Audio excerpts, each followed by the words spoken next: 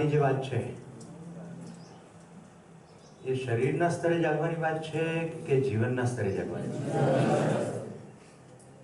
શરીરમાં ચાલતી ભૌતિક રાસાયણિક ક્રિયાઓ પ્રત્યે આપણે થોડા અંશે સભાન છીએ, પણ આપણી પોતાની અંદર ચાલતી ક્રિયાઓ વિશે આપણે સભાન. ગઈકાલે જીવન ક્રિયાની શરૂઆત થઈ છે. બહાર ચાલતા જગતના બધા જ પ્રપંચો વિશે આપણે એક્સપર્ટીઝ મેળવી લઈએ, પણ એ પ્રપંચને જોનાર હું એની વિશે સભાનતા ન કહેવાય તો માન્યતાઓ વધુ ને વધુ જટિલ થતી જાય. કોણે શું કરવું જોઈએ એ બાબતમાં આપણે અત્યંત નિપુણ હોઈએ. કોણે શું કરવું જોઈએ, અને શરૂઆત થાય છે ઘરથી. પપ્પાએ આમ કરવું જોઈએ, મમ્મી આમ કરવું જોઈએ, ભાઈ આમ કરવું જોઈએ, દીકરી આમ કરવું જોઈએ, દીકરાએ આમ કરવું જોઈએ. કારણ કે આપણું જોવાનું જે દ્રષ્ટિબિંદુ છે શરીરલક્ષી.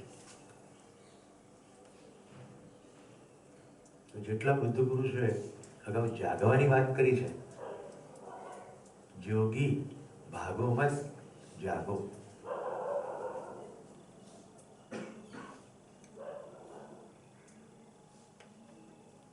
ભોર ભાઈ એટલે શું? આખા ભજનની અંદર સવાર પડવાની વાત છે.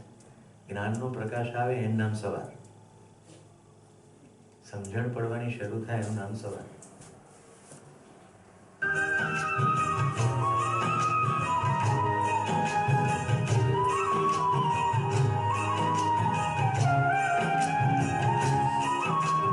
जान भुगत करनी अपनी ओ पापी पाप में चैन कहाँ है। जान भुगत करनी अपनी ओ पापी पाप में चैन कहाँ। जब पाप की गठरी शीश धरी, जब पाप की गठरी शीश धरी, फिर शीश पकड़ क्यों मत है। उठ जाग मुसाफिर खोज भई, उठ जाग मुसाफिर खोज भई।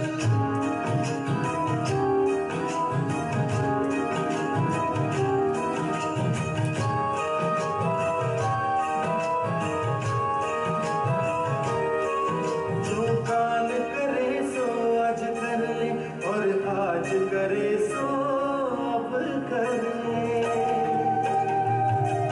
जो काल करे सो आज कर ले, और आज करे सो अब कर ले।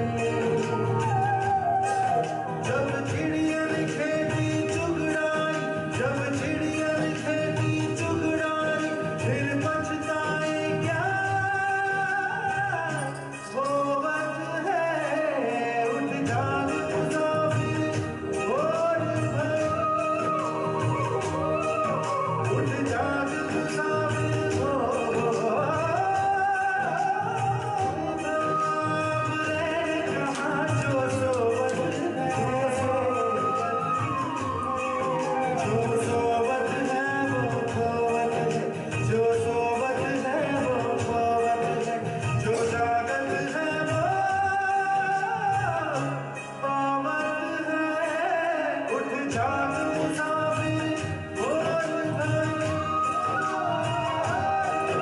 उठ जाग मुसाफिर खोज भई, उठ जाग मुसाफिर खोज भई।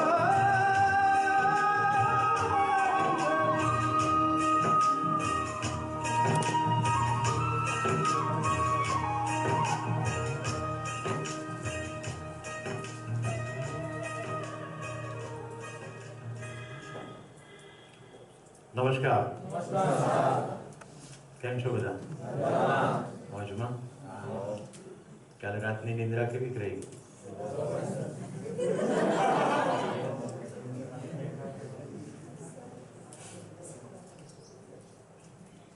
સમગ્ર અસ્તિત્વમાં કશું સ્થિર નથી, બધું જ ક્રિયાશીલ છે. પદાર્થ અવસ્થામાં આ ક્રિયા પહેલા બરાબર હતી, ડોન્ટ ડિસ્ટર્બ. પદાર્થ અવસ્થામાં આ ક્રિયા ગતિશીલતાના સ્વરૂપમાં જોવા મળે છે. ધૂળન ગતિ, વર્તુળાકાર ગતિ, મધ્યમાં એક અથવા એકથી વધુ અંશો, પરિવેશમાં એક અથવા એકથી વધુ અંશો. પ્રાણ અવસ્થામાં આ જ ક્રિયાશીલતા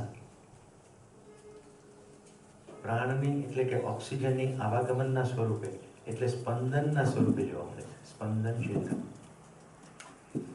જીવ અવસ્થામાં આ જ ક્રિયા સંવેદનશીલતાના અર્થમાં જોવા મળે છે. અને જ્ઞાન અવસ્થામાં આ જ ક્રિયાશીલતા જીવન ક્રિયાના સ્વરૂપમાં જોવા મળે. અસ્તિત્વમાં કશું સ્થિર નથી. સતત નિરંતર ક્રિયા ચાલી રહી છે. બહારની જેટલી ક્રિયાઓ આપણે જોઈએ છે એ ક્રિયાઓના નિયમોને સમજીએ એટલે બે પદાર્થો વચ્ચે ઘટતી બધી જ ક્રિયાઓના નિયમોને આપણે ભૌતિક વિજ્ઞાન કહ્યું. જેમાં મેગ્નેટિઝમ, ગુરુત્વાકર્ષણ, બોયન્સી, તરલતા, કેટલીક વસ્તુઓ તરે છે, કેટલું ડૂબી જાય છે. આ બધા બે પદાર્થો વચ્ચેના નિયમ છે. એક પદાર્થ છોડી દઈએ તો પૃથ્વી તરફ જતો જોવા મળે છે. બે પદાર્થો વચ્ચેના નિયમોને ભૌતિક વિજ્ઞાન કહ્યું. બે પદાર્થોના આંતરિક સંયોજનના નિયમને આપણે કેમિસ્ટ્રી કીધી. પાણીની અંદર ખાંડ નાખીએ છીએ, થોડીક વારમાં ખાંડ ઓગળી જાય છે. રસાયણ વિજ્ઞાન. બે પદાર્થો વચ્ચેના અને બે પદાર્થોના સંયોજવાથી જે પ્રાણ કોશિકાઓ બની એ વિજ્ઞાનને આપણે બાયોલોજી કીધું.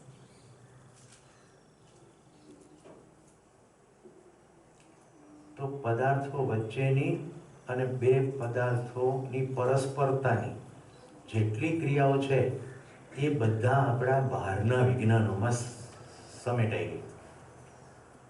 હવે મુદ્દો છે આ બધી ક્રિયાઓને જોનાર કોણ છે? જોનાર તો હું જ છું. તો મારી અંદર કઈ ક્રિયાઓ ચાલી રહી છે? આવું સમજવા માટે આપણે પરમાણુના સ્વરૂપને સમજ્યા. પરમાણુમાં મધ્યમાં અંશ અને પરિવેશમાં અંશો છે. બે પ્રકારના પરમાણુઓ જોવા મળે છે, ભૂખ્યા અને અજીર્ણ. ભૂખ્યા પરમાણુઓમાં અંશો લેવાની વૃત્તિ જોવા મળે. અજીર્ણ પરમાણુમાં અંશોને છોડવાની વૃત્તિ જોવા મળે. એટલે આ બંને આવેશમય સ્થિતિ છે. આવેશ. અસ્તિત્વ સંપૂર્ણતા તરફ ગતિ કરી રહ્યું છે, સમ તરફ ગતિ કરી રહ્યું છે. આપણને કોઈને આવેશ સ્વીકાર્ય નથી. ગુસ્સો આવે છે ખરો, પણ સ્વીકૃત તો નથી. ઈર્ષ્યા થાય છે, સ્વીકૃત તો નથી. દ્વેષ થાય છે, સ્વીકૃત તો નથી. તમે જુઓ, તમારે જમવાનું શરૂ કરો, ઓછું ખવાય એ સ્વીકૃત નથી, અને વધુ ખવાઈ જાય એ પણ સ્વીકૃત નથી. આવેશ અસ્તિત્વમાં સ્વીકૃત નથી. એટલે સંપૂર્ણ અસ્તિત્વના તમામે તમામ એકમો સમ અથવા બેલેન્સ તરફ જવાની ચેષ્ટા કરે. ભાઈ દર્શન મોજ પડે છે ને? કેટલામું શિબિર? ત્રીજો.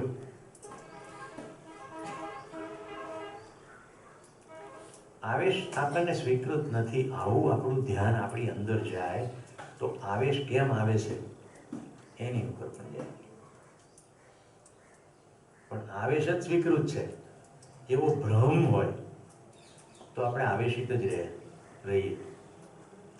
તો અસ્તિત્વમાં આવેશ સ્વીકૃત નથી. અસ્તિત્વ સંપૂર્ણતા તરફ ગતિ કરે છે, સમ તરફ ગતિ કરે છે.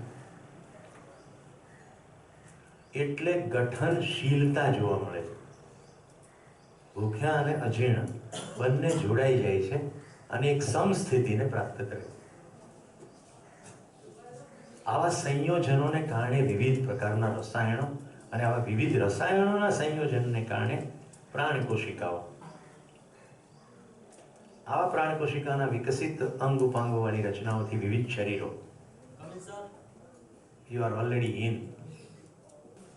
ગઠનશીલતા અંતર્ગત વિવિધ પ્રકારના સંયોજનોના રસાયણો જોવા મળે, પણ ધ્યાન રાખજો, ગતિશીલતા, ક્રિયાશીલતા નિરંતર છે. એટલે બે ભેગા થઈ ગયા એટલે ભેગા રહેશે એવું બિલકુલ થતું નથી. જે લોકોને ઘરની અંદર ક્યારેક પેઇન્ટ કરાવ્યો હશે એમને ખબર હશે, થોડા વખત પછી પેઇન્ટની પોપડી થઈ જાય છે. આપણે કહીએ તો ભેજ આવી ગયો. વાત તો પદાર્થ અવસ્થાઓના ઇન્ટરપ્લેની જ છે. ગમે તે વસ્તુ ધીમે ધીમે ધીમે પાછી ભેગી થયેલી છૂટી પડે. આટલું સરસ મજાનું શરીર કુદરતે બનાવેલું છે, એ સેમ એવું રહેતું નથી. ડિસઇન્ટિગ્રેશનની પ્રક્રિયા ચાલી જ રહી છે. Integration disintegration, integration disintegration. તો પરમાણુની આ શૃંખલાની અંદર એક પરમાણુ એવો જોવા મળ્યો જેમાં મધ્યમાં 1 અંશ અને પરિવેશમાં 2, 8, 18 ને 32 એમ કુલ 61 અંશોનો આ પરમાણુ ગઠન પૂર્ણ થઈ ગયો. હવે એને ગઠનશીલતાની જરૂરિયાત રહી નહીં. ગઠન પૂર્ણ થતાની સાથે ભૌતિક કે રાસાયણિક ક્રિયાઓ એની પર અસર કરશે નહીં. કાલે કોઈએ પ્રશ્ન પૂછ્યો કે હું ભારહીન છું, મારું કોઈ વજન નથી. સીડી ઉતરતા ઉતરતા ઘણા કેમ કરીને જલ્દી જવાબ લઈ લઈએ. ગમે છે મને પ્રશ્નો. હું ભારહીન છું એનું શું પ્રૂફ?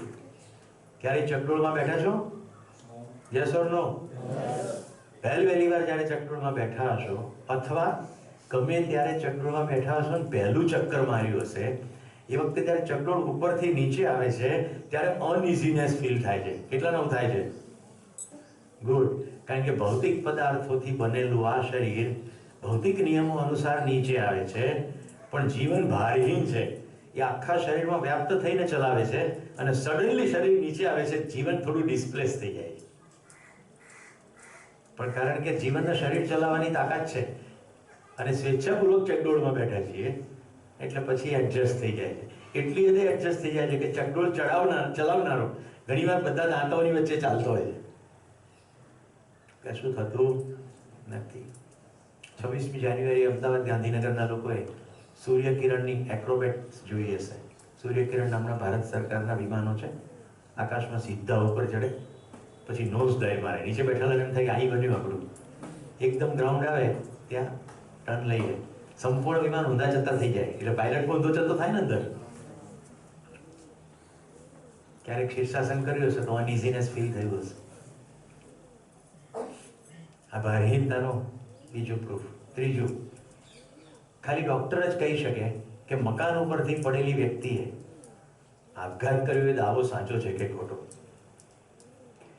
કોઈકે કોઈકનું ખૂન કરીને ઉપરથી લાશ ફેંકી દીધી હોય તો નીચે જે તૂટફૂટ થાય એ તૂટફૂટ એક્ઝેક્ટ સેમ નથી કે કોઈએ પડીને મૃત્યુ સામેથી વોરી લીધું હોય. કેવું લાગે? ઉપરથી કોઈ પડે અને પડવાથી મૃત્યુ થાય એ કન્ડિશન શરીરની જુદી છે અને મરી ગયું હોય કોઈ અને ફેંકી દીધું હોય અને સેમ હાઈટેથી શરીર ફેંક્યું હોય, કન્ડિશન જુદી છે. એટલે ઘણા આપઘાતના કિસ્સામાં એવું બને છે કે ઊંચા મકાનમાંથી આપઘાત કરવાની કોશિશ કરી હોય, હજી શરીર નીચે પહોંચે એ પહેલા જીવન શરીરને છોડી દે,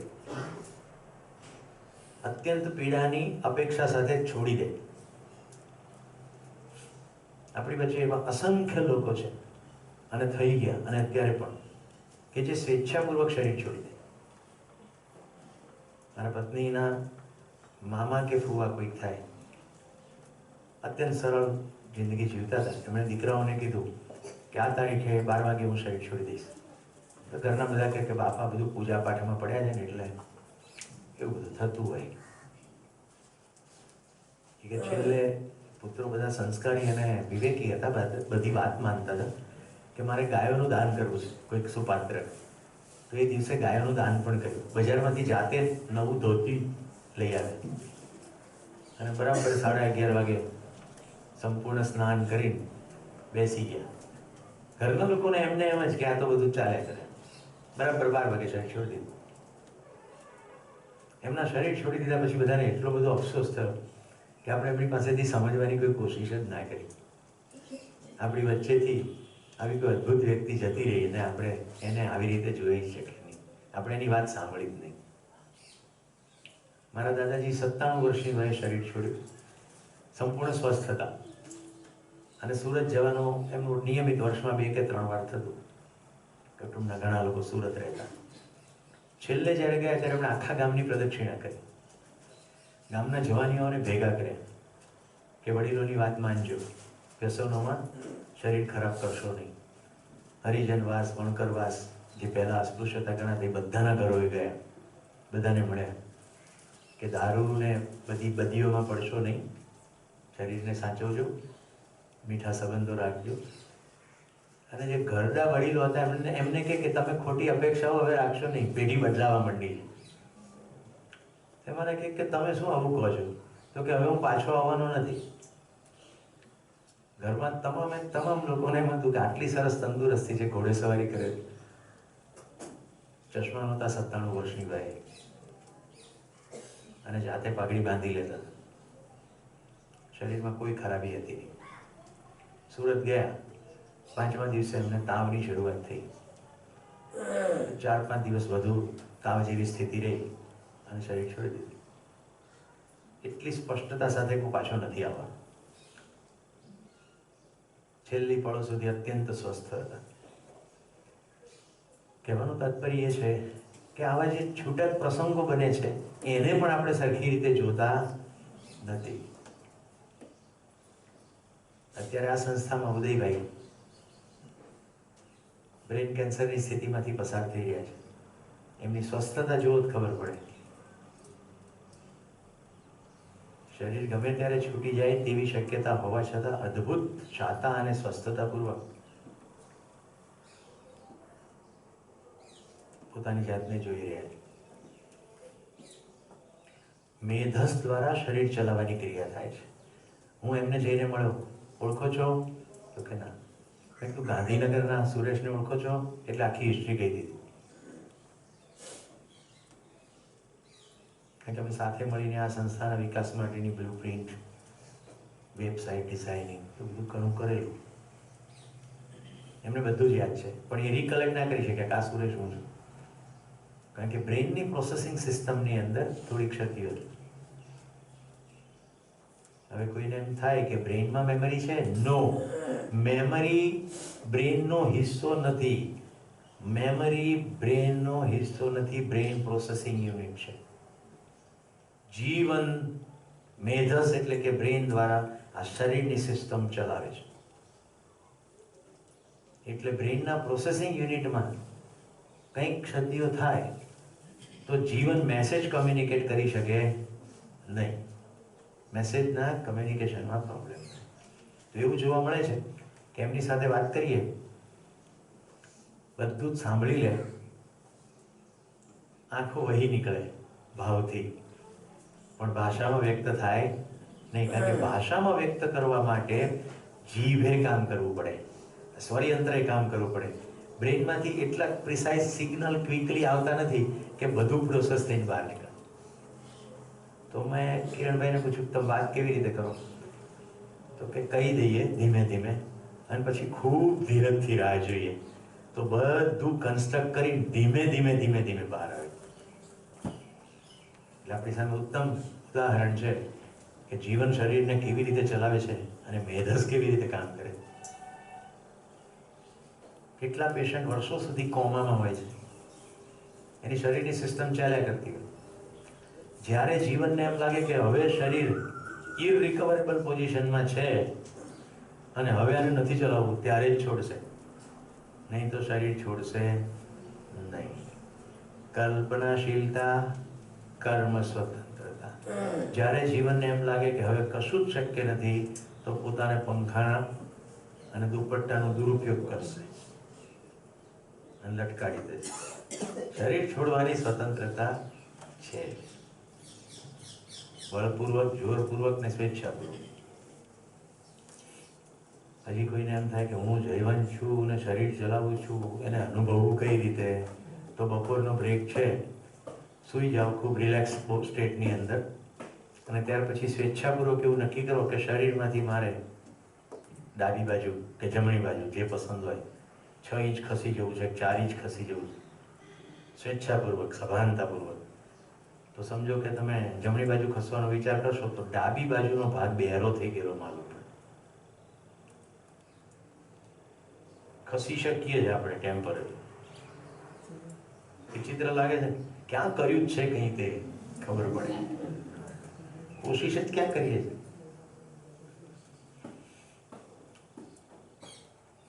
એટલે બપોરે કોઈ કરીને આવે ને કે અમારે તો ના ખસ્યું, કે ના ખસે.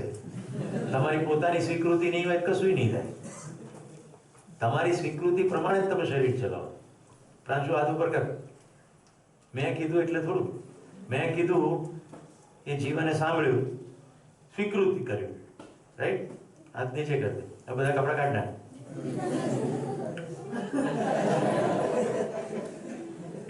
જેટલી સ્વીકૃતિ હશે એટલું કરશે. સ્વીકૃતિ નહીં હોય નહીં કરે. કપડા તો કદાચ હજી કાઢી શકશે. પેલા પાછળ બેન બેઠા છે ને, એમની થેલીમાં સૂડી છે. એ સૂડી લઈને મારી આંગળી કાપી નાખે. કાપશે? સ્વીકૃતિમાં નથી. જીવનને જેટલું સ્વીકૃત છે એટલું જ એ કરશે.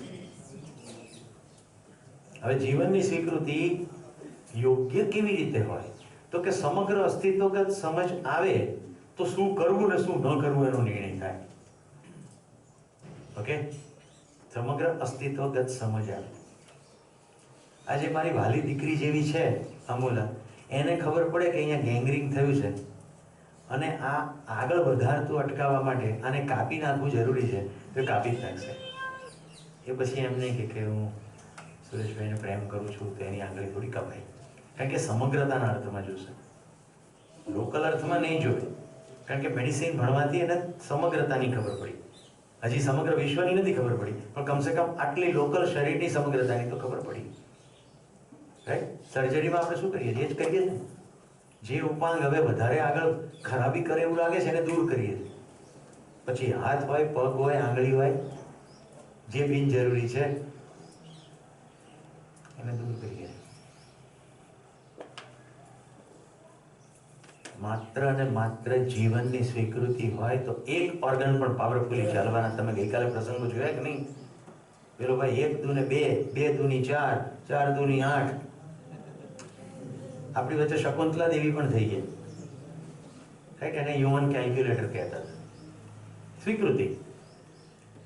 એકવાર નક્કી કર્યું કે કરવું છે, એ ઓર્ગન ચલાવવું છે એટલે ચાલે. એક વિદ્યાર્થી મારા જીવનમાં આવ્યો હતો કડી યુનિવર્સિટીનો. એ કે મને એકવાર નંબર ટેલિફોનનો કોઈક આપી દે, મોબાઈલ નંબર, એટલે મને હંમેશ માટે યાદ રહે છે. મેં કીધું તારા સંપર્ક સૂત્રો બધા આપી દે, ક્યારેક તને લાઈવ ડેમોન્સ્ટ્રેશન માટે બોલાય. એ ક્લાસની અંદર 50 બેઠા હોય અને 50-50 પોતાના મોબાઈલ નંબર એકવાર બોલી જાય તો પછી હું 50-50ના મોબાઈલ નંબર બોલી બતાડું. અમારા ન્યુયોર્કમાં તો ત્યારે એક માણસનો ત્યાં શો થયો હતો. આટલું જાડું થોથું હોય, યલો પેજીસ. એની અંદર ફાયર, એમ્બ્યુલન્સ વગેરે સેવાઓના નંબરો હોય. એ તો આપણને પણ મોઢે હોય, પણ એની અંદર ન્યુયોર્કના ક્વીન્સલેન્ડ એરિયાની અંદરના બધા ટેલિફોન નંબરો, દરેક વ્યક્તિના નામ સાથે. આપણે પણ ડિરેક્ટરી હોય છે, તે ગમે ત્યાંથી પાનું ખોલી નામ કહો એટલે નંબર બોલે, અને નંબર કહો એટલે નામ બોલે. આટલું થોથું. સ્વીકૃતિ. અહીંયા જે ધ્યાનવી બેઠી છે, જીવનની સ્વીકૃતિ છે કે આ સાંભળવું છે, અહીંયા બેસવું છે અને અહીંયા બેસવાની શિસ્ત પાળવી છે. આટલી અદ્ભુત સ્વીકૃતિ છે. એટલે સ્વીકૃતિ પૂર્વક એ પોતાના શરીરને ચલાવશે. અંદર બાલ સહજ જે પણ થતું હશે બધું જોશે, પણ એમાં વહી નહીં જાય. આજ 4થો દિવસ છે. કોઈ જીદ કરતી જોઈ તમે એને માને કે એના પિતાને બહાર ખેંચી જતી પણ નહીં જોઈ હોય. શૌચની ક્યારેક કોઈ ક્રિયા માટે જરૂર પડે તો વાત જુદી છે, અધરવાઇઝ નહીં. તો આપણે કોને જોઈએ છે? આપણે શરીરને જ જોયા કરીએ, જીવનને જોતા નથી. જીવનની કોઈ ઉંમર નથી. ગઠન પૂર્ણતા ક્યારે થઈ કોણ કહી શકે? પરમાણુ ગઠન પૂર્ણ ક્યારે થયો એ કોણ કહી શકે? કોઈ કહી શકે નહીં. તો જે શરીર ચલાવે છે એ જીવન ક્યારે ગઠન પૂર્ણ થઈને અસ્તિત્વમાં આવ્યું એ ખબર નથી. કેવી રીતે હવે વ્યવહાર કરાય લોકો સાથે? કોઈ નાનું છે એટલે એને તો સમજણ નહીં પડે એવો વ્યવહાર ચાલશે. તમારે જોવાનું છે શું કરવું છે. હું ક્યાં કહું છું, તમે જુઓ અંદર. ઓકે, નાનું છે. માતા પિતાએ પોતાના બાળકોને કેવી રીતે જોવું છે કે એને સમજણ નહીં પડતી એવી રીતે કે એને સમજણ પડે એવી રીતે, કે સમજણ પડી શકતી હોય પોસિબિલિટી તરીકે, રાઈટ? આજકાલ સમાજમાં જે મોટા પ્રશ્નો માતા પિતાના સંતાનો સાથે જોવા મળે છે એ છે કે એના લગ્ન જીવનનો નિર્ણય હું કરીશ. આ બહુ કોમન ફિનોમિના છે, રાઈટ? બોડીના પિતાએ મારી સાથે વાત કરી છે. મારે તો અહીંયા સ્પષ્ટ જ ખુલ્લે આમાં જે છે એ કહેવાનું છે.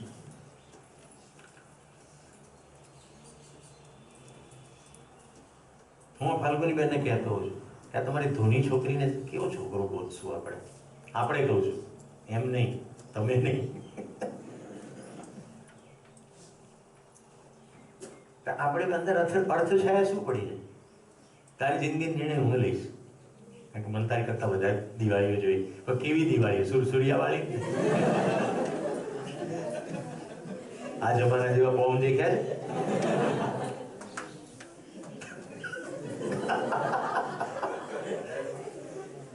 આ છોકરા હશે એટલે કે એકદમ ગમી ગયું અમને. એ સાહેબ તમે મારા ઘરે મારા પપ્પાને સમજાવજો. મારે કોલેજના છોકરા છોકરીઓનો જો કોઈ કોમન પ્રોબ્લેમ આવતો હોય તો એ છે કે તમે મારા પપ્પા મમ્મીને સમજાવી દો તો અમારે આ પ્રોબ્લેમ સોલ્વ થઈ જાય. જાતે અમારે કોઈ કરવું કોઈ કામ નહીં.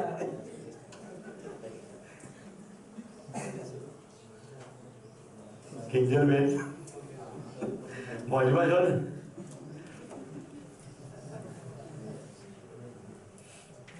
હેમી ઓલ વેલ?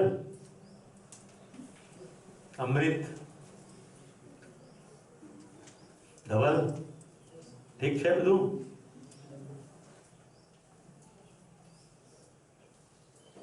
મારે સમજવું નથી કરણ, પણ તમારા પપ્પાને સમજાવી દો. અચ્છા, બીજો ભ્રમ એ છે કે હું એના પપ્પાને સમજાઈ શકીશ એવો બીજો ભ્રમ. પોતે નહીં સમજાઈ શકે પહેલો ભ્રમ, હું એના પપ્પાને સમજાઈ શકીશ એ બીજો ભ્રમ, અને હું કંઈક કહીશ તો મારા પપ્પા સમજી જશે એ વળી ત્રીજો ભ્રમ. અને હવે ચોથો ભ્રમ બતાડું છું. જેની સાથે મારા લગ્ન થવાની મારી ઈચ્છા છે એની સાથે મારું સેટ થઈ જશે તો હું સુખી થઈ જઈશ એ વળી ચોથો ભ્રમ. व्यक्तियों से सुखी हो जाएंगे इस भ्रम का नाम है मोह. जो बता रहा हूं બધા દુશ્મનો किसी व्यक्ति मुझे सुखी कर देगा. આપણે એટલું તો સ્પષ્ટ કર્યું છે કે સમજણથી સુખી થવાય, સમજણથી સુખી થવાય, માણસોથી સુખી થવાય નહીં. એક માણસને બીજા માણસ વચ્ચેના સંબંધથી સુખી થવાય, પણ સંબંધની સમજણ પડે તો મૂળ મુદ્દો તો સમજણથી સુખી થવાનો. વ્યક્તિઓથી સુખી થઈ જઈશ એવા ભ્રમનું નામ મોહ. વ્યક્તિના શરીરથી સંવેદનાત્મક મજા એનાથી સુખી થઈ જઈશ એનું નામ કામ. સામેવાળી વ્યક્તિ મારી વાત માની જશે અને મનાવવા માટે હું આવેશિત સ્થિતિ કરીશ એનું નામ ક્રોધ. વસ્તુઓથી સુખી થઈ જઈશ એટલે વસ્તુઓ ભેગી કરી નાખું એનું નામ લોભ. મને મળે કે ના મળે પણ નિર્જા તને તો ના જ મળવા દઉં એનું નામ મત્સર અથવા ઈર્ષ્યા. એટલે તું મજાકમાં કહેતી હતી ત્યારે તમે હા પાડી હતી, પણ એકવાર પ્રેમ થાય પછી જેલસી થાય નહીં, ઈર્ષ્યા સંભવે નહીં. પ્રેમની સ્થિતિમાં પૂર્ણ મૂલ્યતા છે, ત્યાર પછી ઈર્ષ્યા સંભવે નહીં. ઈર્ષ્યા મને નહીં મળે તો કંઈ નહીં, પણ તને તો નહીં જ મળવા દે. કામ, ક્રોધ, લોભ, મત્સર, ઈર્ષ્યા. હવે એક રહ્યો મદ. હે રાજવી, આપણી જોડે રોજ એક નવા જંભો છે તારી જોડે? કોઈને પ્રશ્ન થતો હોય રોજ નવો જબ્બો કેમ આવે છે તો એનું કારણ કહી દઉં, તને કચરો લઈને ઘરે જશું. આખો શિબિર રેકોર્ડ થઈ રહ્યો છે. હું હેતુપૂર્વક રોજ કપડું બદલી નાખું છું જેથી કરીને જ્યારે એડિટ કરવા બેસીએ ત્યારે ફરક પડે, રાઈટ? એક કલરનો આખો દિવસ કપડાં પહેર્યું હોય તો આ ડે 4થનું એડિટિંગ કરવાનું. વોલેન્ટિયરમાં વહેંચી દઈએ તો બધાને ખબર પડે. જેમ કે થોડુંક વિડીયો બીઓની એડિટ કરે કે થોડો મનન કરે, જૂના શિબિરાર્થીઓ કોઈ પણ એડિટ કરવા જાય તો પર્ટિક્યુલર એક દિવસમાં આટલું કન્ટેન્ટ હતું એનો ખ્યાલ રહે, એટલે આ પહેરું. એક દિવસમાં ગંદા થઈ જતા નથી કપડાં. ઠીક છે? તો મારી પાસે છે એવું તારી પાસે નથી, અથવા બીજાને બતાવી દો મારી પાસે શું છે. બોલ અદિતિ, તેરે પાસ ક્યા હૈ? मेरे पास माँ है. હિન્દી ફિલ્મના ડાયલોગ, રાઈટ કુશાલ?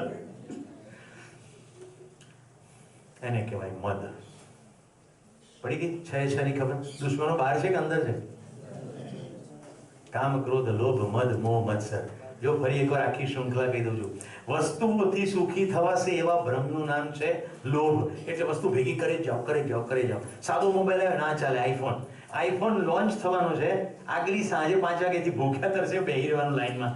સવારમાં લોન્ચ થાય ત્યારે લેવાનું. હેરી પોટરની પબ્લિશ થવાની નવી ચોપડી. તો ન્યુયોર્ક જેવા શહેરની અંદર મોટી મોટી લાંબી લાઈનો લાગે છે. જેમ કે પહેલી ચોપડી મળે તો વાર્તાની સ્ટોરી બદલાઈ જાય. અમારા કિશન એકવાર કે 15 વાર શોલે જોઈ. ગ્રેટ કહેવાય. 15મી વાર તો ગબ્બરસિંહે ડાયલોગ બદલી જ નાખ્યો હશે ને. અમદાવાદમાં એવા કેટલાય ભ્રમના ઘન વસે છે, પહેલા શોમાં પિક્ચર જોવાનું.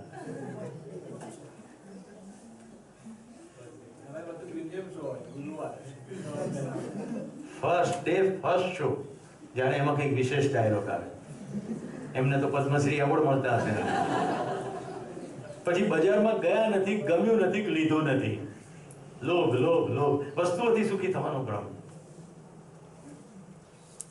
હું ન્યુયોર્કમાં મારી સિસ્ટરને ઘરે હતો. મને કે તું ભાઈ મંદ મુસ્કુરાયા કરે, અમારી પાસે વધુ છે પણ મોજ પડતી નથી. મેં તાર કબાટ ખોલે એમાંથી 25 જૂતા નીકળે છે. મારે એક જ જૂતું છે, તારે 24 તો સાચવવાના ને. તારી ઉર્જા ત્યાં જાય છે, એ તારું ધ્યાન જાય છે. પહેરાય એક પણ 24 સાચવવાના કે નહીં. જેટલા લબાચા એકઠા કરશો, ધ્યાનથી સાંભળજો, કપડા, જૂતા, આર્ટિકલ્સ જેટલા લબાચા એકઠા કરશો એ બધા વખતે સૌથી પહેલો પ્રશ્ન એને ઉભો રહેશે, શું પહેરું?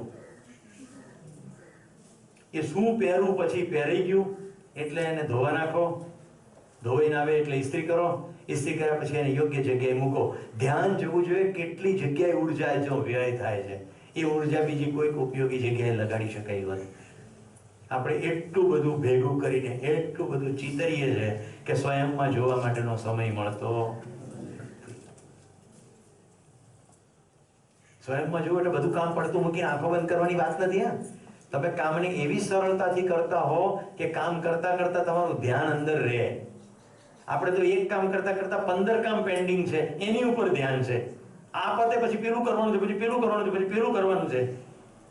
એટલે જે કામ થઈ રહ્યું છે એ કામમાં ભલીવાર આવતો નથી, અથવા સંતોષની ફિલિંગ નથી થતી. કર્યા પછી પણ સંતોષની ફિલિંગ નથી.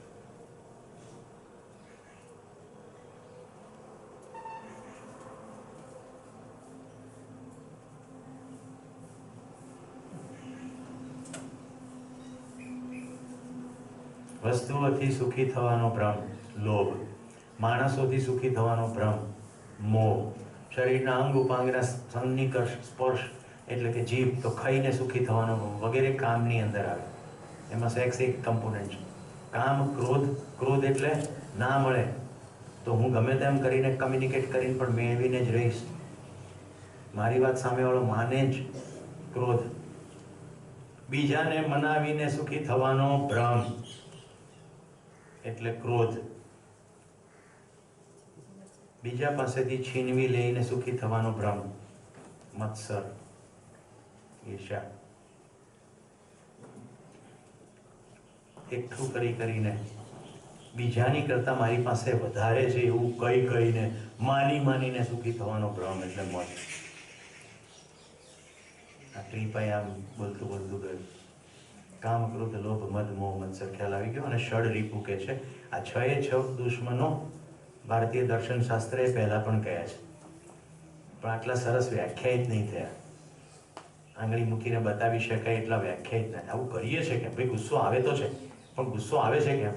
તો કે કોઈને દુઃખી કરવાની તો ઈચ્છા છે જ નહીં.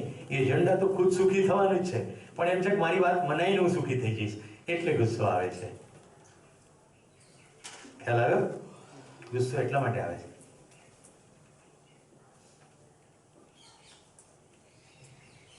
ગુસ્સાના સોર્સમાં જવું પડશે. અસ્તિત્વમાં વિશ્વાસ નહીં પડે ત્યાં સુધી ગુસ્સો આવ્યા જ કરશે. અસ્તિત્વમાં વિશ્વાસ હોવો જોઈએ. કેવી રીતે વિશ્વાસ આવે?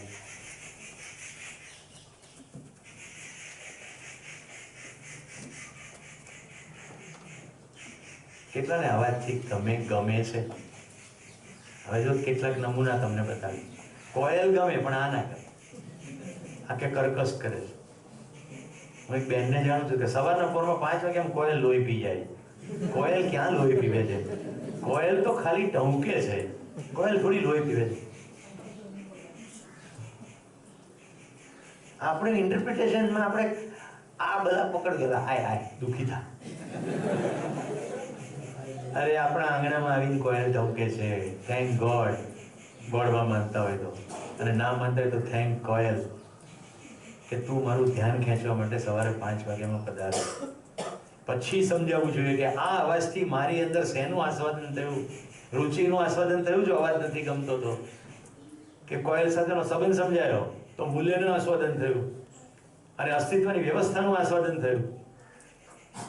કલ્પના તો કરો એ દુનિયાની જેમાં કોયલના ટહુકા ના હોય, પતંગિયાઓનો ફડફડાટ ના હોય. એ દુનિયાની કલ્પના કરો, ઊંઘ નહીં આવે. આ છે તો જિંદગી જીવવાની કંઈક પણ મજા છે. સુખ નથી, મજા તો છે. સુખ તો સમજણથી જ છે.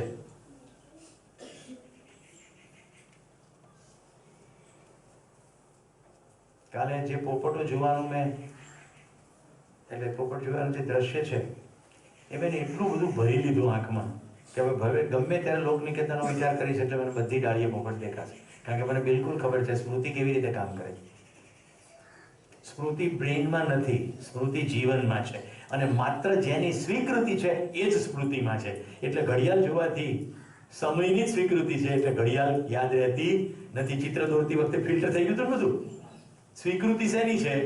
સ્વીકૃતિ સમયની છે, એટલે ઘડિયાળની સ્વીકૃતિ નથી, એટલે ઘડિયાળની ચિત્ર દોરવામાં મિસ્ટેક થઈ જાય છે. એમ જ જે પણ અસ્તિત્વમાંથી સામે આવે છે એમાંથી સ્વીકૃતિ શેની છે? એ સ્મૃતિમાં છે. તો વ્યવસ્થાની સ્વીકૃતિ છે તો સ્મૃતિમાં વ્યવસ્થા જશે. નિરંતર વ્યવસ્થા સ્મૃતિમાં જવાને કારણે વધુ ને વધુ વ્યવસ્થાનો બોધ થયા કરશે, એટલે વધુ ને વધુ સુખની માત્રા વધતી જશે. જો અહીં ત્યાં આવતી દરિયાવની મીઠી લહર, તેની ઉપર ચાલી રહી નાજુક સવારી આપની, આ ખૂનને ચરખે અને રાતે અમારી ગોદમાં આ દમ બોલી રહી ઝીણી સિતારી આપની, જ્યાં જ્યાં નજર મારી ઠરે યાદી ભરી ત્યાં આપની. આકાશથી વર્ષાવતા છો ખંજરો દુશ્મન બધા, યાદી બનીને ઢાલ ખેંચાઈ રહી છે આપની. જ્યાં મિલાવે હાથ યારો, ત્યાં મિલાવી હાથને, એહસાનમાં દિલ ઝૂકતું, રહેમત ઘડી ત્યાં. કોણ હતું કવિ ખબર છે?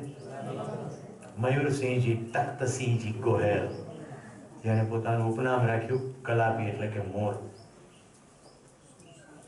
કેટલા વર્ષો પહેલા કવિતા લખી ગયા. એવું લાઠી ગયો અને કલાપીનો મહેલ. તમે ત્યાં ચોકીદારને કીધું કે મારે અંદર જવું છે, તો કે રહેવા દો ને, અંદર ભૂત થાય છે. તો મેં કીધું તરત જ જવું છે, કારણ કે ભૂત થતું હોય તો કલાપીનું થતું હશે ને, તો ડાયરેક્ટ આપણને કવિતા સાંભળવા મળી જાય ને. આપણે તો ખાલી લખેલી વાંચી. મને કે તમને બીક નથી લાગતી? ના, મેં જરાય નથી લાગતી, જવા દે. બધું ખંડેર હતું, કંઈ કલાપીનું ભૂત તો ના મળ્યું, પણ બધું જર્જરિત થઈ ગયું, બહુ ખરાબ લાગ્યું મને. સદભાગ્યે એક કવિજીવ ગુજરાતના મુખ્યમંત્રી બન્યા અને લાઠીના મહેલનો ઉદ્ધાર થયો. અત્યારે સરસ સ્મારક બન્યું છે લાઠીમાં કલાપી.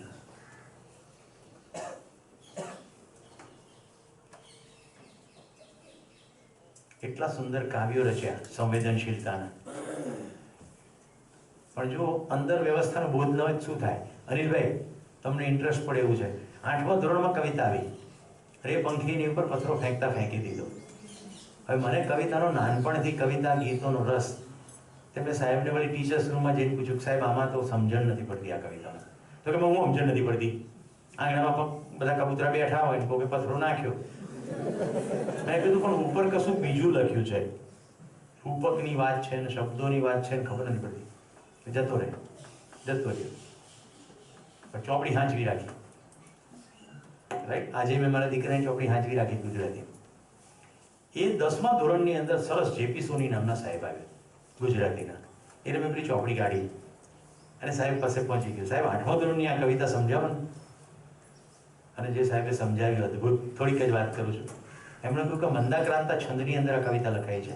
મંદાક્રાંતા છંદમાં કરુણ રસની અભિવ્યક્તિ છે. આંગણાની અંદર પંખીઓ ચણે એ તો રૂપક છે, સામે એક કોમળ હૃદય છે અને પથરો એટલે શબ્દો છે. પથરો ફેંકી દીધો, ભૂલથી જો બોલાઈ ગયું તો સામેવાળાનું હૃદય દુભાઈ જશે, દુઃખી થઈ જશે. પછી શું કરશો? પછી એમણે ગાઈને સંભળાવ્યું. રે પંખીની ઉપર પથરો ફેંકતા ફેંકી દીધો, રે પડી ફાળ હૈયા મને અરે રે.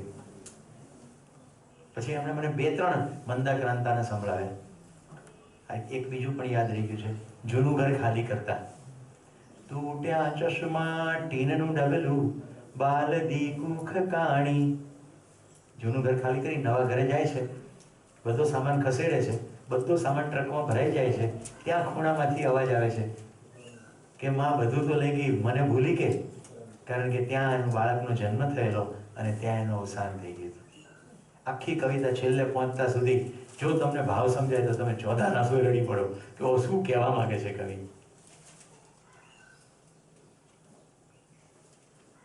મૂળ વાત પર આવી જઈએ. સ્મૃતિમાં એ જ જશે જેની તમને સ્વીકૃતિ છે. ઉગે છે સુરખી ભરી રવિ મૃદુ, હેમંતનો પૂર્વમાં ભૂરું છે નભ સ્વચ્છ દિસતી એકે નથી વાદળી. શિખરીણી જાણું વસંત તિલકા તબ જજ ગાગા. વસંત તિલકા છંદ છે, છંદનું બંધારણ છે. મંદાક્રાંતા મવન તતગા, ગાગણોથી રચાય મવન તત ગાગા. જસ જસ યલગા તબ જજ ગાગા. ઘણા ગુજરાતી ભણ્યા છે, યાદ છે? યાદ આવ્યું છે નહીં? ખાલી એટલું જ કે આવું કંઈક હતું. મારી જેમ ગાઈને બતાડો ઉદાહરણ સાથે, તો તમારા ખરેખર સ્વીકૃતિમાં હતું એવું થાય. આપણે ત્યાં કેવું છે, એન્જિનિયરિંગના છોકરા બધા બુવા જેવા જ હોય, ડોબા જેવા જ હોય, એમને કે કવિતામાં રસ હોય જ નહીં. એવું જનરલ અન્ડરસ્ટેન્ડિંગ છે. લોકો જનરલ સ્વીકૃતિ એવી જ છે કે એન્જિનિયરિંગ ના હોય ને એને કે આવું ના ખબર પડે. એન્જિનિયરિંગ એ તો એક ફેકલ્ટી છે, મૂળ તો માણસ છે ને. અને માણસને શેમાં રસ છે?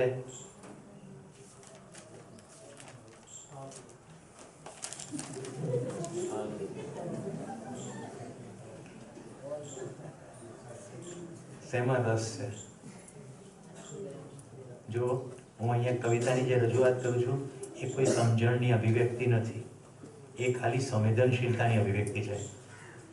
જ્યારે કવિતાની અંદરથી સમજણ અભિવ્યક્ત થતી હોય, હું તો બસ ફરવા આવ્યો છું, હું ક્યાં એક કામ મારું કે તમારું કરવા આવ્યો છું. આ પથપરશી મધુર હવાને ચહેરા ચમકે નવા નવા, રે ચહું ન પાછો ઘેર જવા, હું ને કે સાત સુખે ભરવા, અહીં સ્વપ્નમાં અહીં સરવા આવ્યો છું, હું તો બસ ફરવા આવ્યો છું. જાદુ એવો જાય જડી કે ગાઈ શકું 2-4 કડી ને ચાહી શકું 2-4 ઘડી તમને સૌને, તો ગીત પ્રેમનું આ પૃથ્વીના કર્ણ પટે ધરવા આવ્યો છું, હું તો બસ ફરવા આવ્યો છું. ક્યાં બાતે મુદ્દો નથી. મુદ્દો શું છે? આ કવિતાની અંદર શું અભિવ્યક્ત થયું? પ્રેમ. કાલે પ્રેમની એક કવિતા સંભળાવી હતી. રાત દિવસનો રસ્તો વાલમ નહીતર ખૂટે કેમ, તમે કરજો પ્રેમની વાતો અમે કરીશું પ્રેમ. જો કવિતાના માધ્યમથી સમજણ અભિવ્યક્ત થતી હોય તો સંવેદનશીલતા, એટલે કવિતાનો વિરોધ નથી. નૃત્યનો પણ વિરોધ નથી. નૃત્યના માધ્યમથી આપણે કોઈ સમજણ અભિવ્યક્ત કરીએ છીએ કે બ્રા અને નિકર પહેરીને ડાન્સ કરીને સામેવાળાને મૈથુન માટે આકર્ષીએ છીએ. આપણા ભરતનાટ્યમ, કથકલી, કુચીપુડી, ભારતના નૃત્યો જુઓ અને પશ્ચિમના નૃત્યો જુઓ. ભારતની કોઈ નૃત્યાંગના ભરતનાટ્યમ કરતી હશે તો તમને પૂજ્ય ભાવ આવશે, કારણ કે લગભગ શિવ ભક્તિમાં આપણા નૃત્યો છે, રાઈટ? સંપૂર્ણ શૃંગાર છે, ભાવ ભંગીમાં લય બધું જ છે.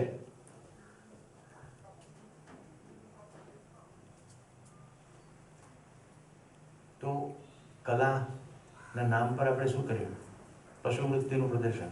તો આપણી પાસે એવા ગીતો છે, એવી કવિતાઓ છે જે વ્યક્ત કરતી હોય સમજણના કોઈ ફલકને. વિશાળે જગ વિસ્તારે નથી એક જ માનવી, પશુ છે, પક્ષી છે, વૃક્ષો છે, વનસ્પતિ, આવો કંઈક ભાવ. સોનાની તો સાંકડી ગલી, હેતુ ગણતું હેત, દોઢિયા ખાતર દોડતા એમાં જીવતા જોને પ્રેત. માણસ ભાળી અમથું અમથું, અનકન્ડિશનલ એક્સેપ્ટન્સ, બિનશરતી સ્વીકાર, એનું નામ પ્રેમ. માણસ ભાળી અમથું અમથું આપણું ફોરે વાલ, નોટને સિક્કા નાખ નદીમાં, ધૂળીએ મારક ચાલ. છે કવિતાઓ સુંદર છે કે નહીં નિર્જા? ગીતો પણ કેટલા સરસ છે. ગઈકાલે થોડા ગીતો સાંભળીને મજા પડી હતી. હિન્દી પિક્ચરના ગીતોમાં કેટલું ઊંડાણ છે, કેટલાક ગીતો. એક દિન બીત જાએગા માટી કે મોલ, જગ में रह जाएंगे प्यारे तेरे बोल. શું રહી જાય છે? ગાંધીજીના શબ્દો રહી જાય છે, શરીર તો જતું રહે છે. तुम मुझे खून दो मैं तुम्हें आज़ादी दूंगा. Are you ready for sacrifice? आज़ादी જોઈએ છે? સેક્રીફાઈસની તૈયારી રાખો. સુભાષજી, રાઈટ? યાદ રહી.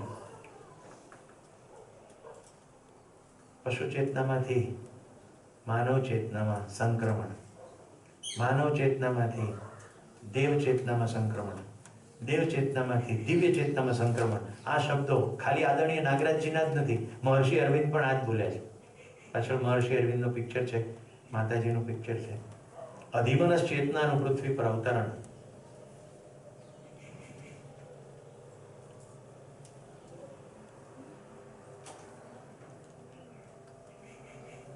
મિત્રો, જીવન ક્રિયામાં ઊંડાણમાં જતા પહેલા હું જે કાલની સાથે થોડું કનેક્શન કરવાની કોશિશ કરી રહ્યો છું. હું જે પણ બોલી રહ્યો છું, સમજણ પડી રહી છે? અંદર થોડો ઉઘાડ થઈ રહ્યો છે જે કહેવાય રહ્યું છે? તો જ્યારે સામેથી કોઈ દ્રશ્ય આવે છે ત્યારે શેનો સ્વાદ લઈએ છે? આપણા મહેમાન વિનુભાઈ મારી સાથે રહ્યા હતા. મને કે તમે સ્વાદ કોને તો સમજાય છે, પણ આસ્વાદન સમજાતું નહીં. જરા સીધું સરળ કરી નાખો. એટલે મેં લગાતાર એ ચિંતન કર્યું કે એવા કયા શબ્દો વાપરું જેથી જીવન ક્રિયા સાવ સરળ થઈ જાય. ઓકે, તો ટેસડો તો બધાને ફાવે જ છે ને? ટેસડો તો પહેલી ક્રિયાનું નામ છે ટેસડા ક્રિયા. સ્વાદ લઈએ છે. આસ્વાદન ક્રિયાને નામ પાડ્યું સ્વાદ લેવાની ક્રિયા. તો કેવી રીતે સ્વાદ લઈએ છે? આંખોથી સ્વાદ લઈએ છે કે નહીં? જો આંખોથી લેવા તો સ્વાદ બતાવીશું. નજીક, દૂર, કાળું ધોળું, રંગીન, પ્રકાશિત, ઝાંખું, સ્પષ્ટ, ધૂંધળું. પ્રકાશિત ઝાંખું નહીં, પ્રકાશિત અંધારું. લીધો કે નહીં સ્વાદ? આંખોથી સ્વાદ લીધો, પછી કાનથી સ્વાદ લઈએ છીએ. મધુરો અવાજ, કર્કશ અવાજ, જાડો અવાજ, ધીરો અવાજ, નજીકથી આવતો અવાજ, દૂરથી આવતો અવાજ, ગુફામાંથી આવતો અવાજ, પહાડની ટોચેથી આવતો અવાજ, ઝરણાનો અવાજ, ઉપરથી પથ્થર પડ્યાનો અવાજ, એક નાનું છોકરું ભફાંગ દઈને હેઠું પડ્યાનો અવાજ. અમારા ઘરમાં ગરોળી પડે ને અવાજનું નામ મારા પત્ની કે ધબ્બ દઈને પડી. જો પાછળ ફરી જો એને હસતી જો, એ હસે છે ત્યારે ખૂબ સુંદર લાગે છે. હમણાં અમે એક શિક્ષકને બોલાવ્યા હતા, ત્યાં બધા વેદ સર્વ નેતૃત્વના વિદ્યાર્થીઓને યાદ હશે. તમે હસો છો ત્યારે કેટલા સુંદર અને પવિત્ર લાગો છો, એવું એ શિક્ષક બોલે. 1.5 કલાક બોલે ને એમાં 15 વાર તો બોલે જ. મેં તમને એટલા માટે પાછળ જોડાવ્યા. આંખોથી દૂરનું દ્રશ્ય, નજીકનું દ્રશ્ય, હસતા ચહેરા, નહીં હસતા ચહેરા, ક્રુદ્ધ ચહેરા, ગુસ્સે વાળા ચહેરા. ગાંધીનગર આવો પછી બતાવું. એવું અત્યારે કરતી નથી પણ આવું તો થઈ શકે કદાચ. ક્લાસમાં મારી મજાક ઉડાવવાની તમારી આ હિંમત? બહાર તો વાત થઈ, પણ ઘરમાં કેવા બકરી બનાવું છું? આ હું જે કંઈ કહું છું એનાથી તમારું જ્યાં ધ્યાન જઈ રહ્યું છે એનું નામ છે સ્મૃતિ. કારણ કે તમે ક્યાં મારા ઘરે આવીને જોયું છે કે અમારા ઘરમાં શું થાય છે? તમે તો તમને જે યાદ આવ્યું છે એ બધું ક્યાંક જોયેલું છે તે છે.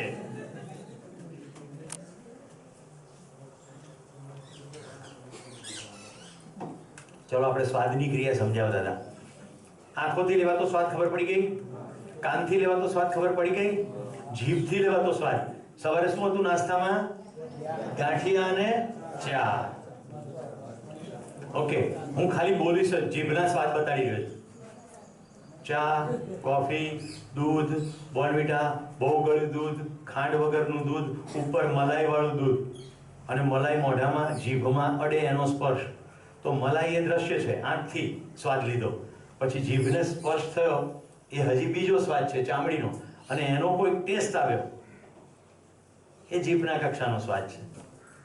ઓકે, હવે આપણે ચામડી પર પહોંચીએ. ઠંડુ, ગરમ, લીસું, ખરબચડું, તીક્ષ્ણ, બુઠ્ઠું, આ બધા ચામડીથી લેવાના સ્વાદ છે. કઈ ઇન્દ્રિય બાકી રહી? નાક. સુગંધિત, ખરાબ વાસ, બરાબર? ગમતી વાસ, અણગમતી વાસ, મંદ મંદ વાસ, તીવ્ર વાસ. થઈ ગયું? પાંચેય સેન્સીસ. તો પાંચેય ઇન્દ્રિયોથી વિશાળ સ્વાદ લઈએ છીએ. જ્યારે સ્વાદ ક્રિયાની વાત કરીએ છીએ ત્યારે જીભની વાત થઈ રહી નથી. પાંચેય ઇન્દ્રિયોથી આસ્વાદન થાય છે. આસ્વાદન ક્રિયા સમજાય છે?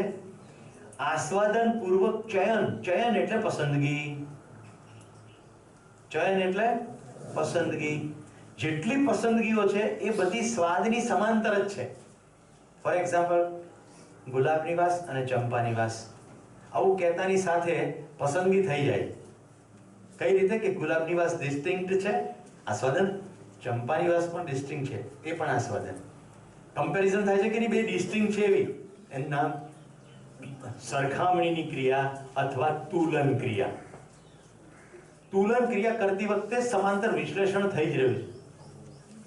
કેવી રીતે વિશ્લેષણ થયું છે? ચંપાનો અને ગુલાબના ફૂલનો દેખાવ ડિફરન્ટ છે, આકાર ડિફરન્ટ છે, કલર ડિફરન્ટ છે, બંનેના છોડ પણ ડિફરન્ટ છે. આવું બધું એકદમ ક્વિકલી તુલના થઈ જાય છે, અને દરેક તુલનામાં વિશ્લેષણ છે, એટલે તો તુલના કરી શકાય.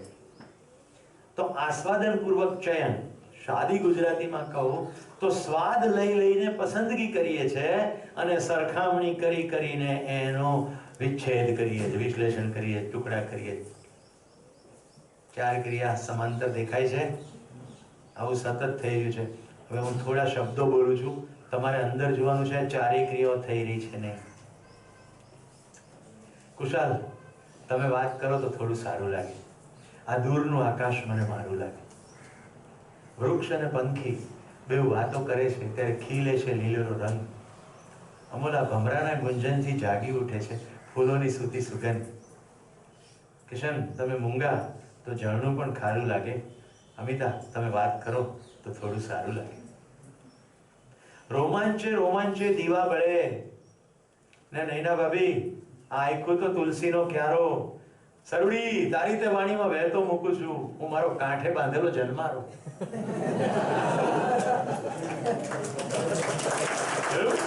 આ તારી સારી પડી, મારા ઘરવાળીનું નામ લીધું ને એટલે એકદમ તારી. અનિલભાઈ, એક નાનકડું ફૂલ અમથું ન્યારું લાગે, તમે વાત કરો તો થોડું સારું લાગે. હવે જો અમે જેટલું કીધું એમાં શેનો શેનો સ્વાદ આવ્યો? હાથ ઉપર કરી પણ જવાબ આપો. યસ ધવલ. ઓકે, પક્ષી છે, ઝાડ છે, ઝરણું છે. Wonderful. Can we appreciate Dhaval? તો પક્ષી કહેતાની સાથે દ્રશ્ય ઓછું અને કલર વધારે. યસ ઓર નો? તો અવાજનો સ્વાદ આવ્યો. ઝરણું કહીએ તો દ્રશ્ય, પાણી, કદાચ તરસ લાગી હોય તો જીભ પણ, વગેરે. બીજો કયો સ્વાદ આવ્યો? કોઈ સ્વાદ ના આવ્યો, ખાલી કવિતાનો જ સ્વાદ આવ્યો. સારું લાગે, પોતાનો સંબંધનો સ્વાદ આવ્યો, રાઈટ?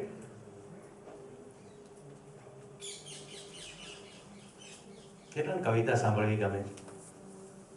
સંવેદનશીલતા. કવિતામાં દમ આવે તો સંજ્ઞાનશીલતા, એટલું ધ્યાન રાખવાનું, રાઈટ? આપણે ત્યાં પ્રણયની ઘણી બધી કવિતાઓ છે. હજી હમણાં પરમ દાડે જ મેં કીધી હતી અમૂલાને, 2 લીટી કહું તમને.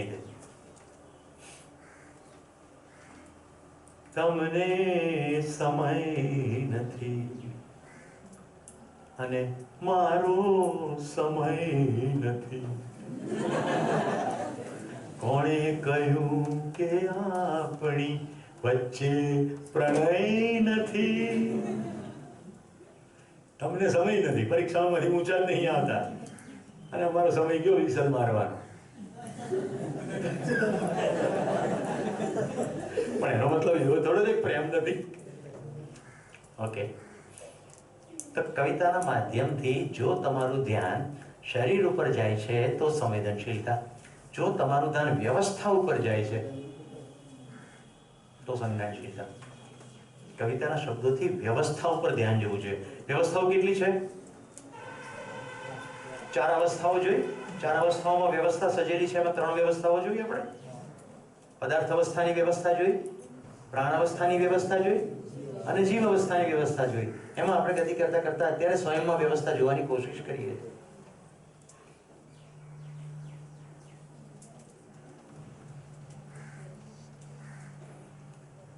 તો જ્યારે કોઈ પણ પ્રકારનો સંદેશ આવે ત્યારે અંદર સ્વાદ શરીરના લેવલે થઈ રહ્યો છે કે એનાથી ઉપરના લેવલે થઈ રહ્યો છે?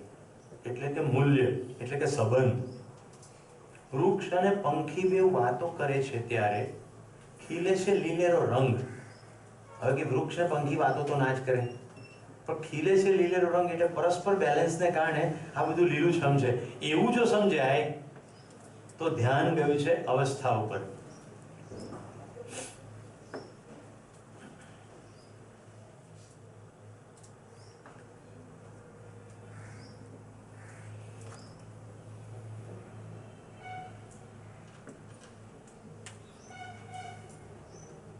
गीत तो हिंदी पिक्चर.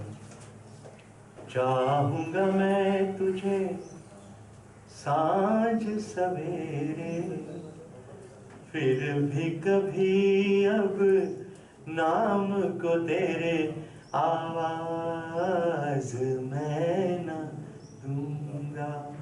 रिहाई बेही गया. चाहूंगा पण आवाज नहीं दूंगा.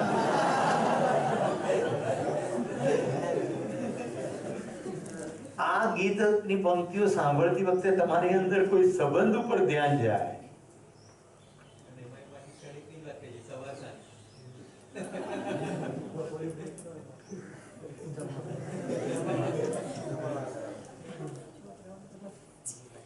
એવું જ કહું. બોલીએ એક બીજું.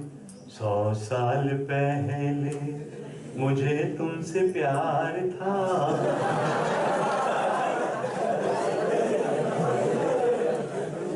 तो भूत हो गया.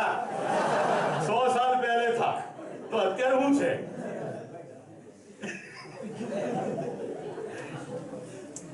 आज भी है और कल भी रहेगा.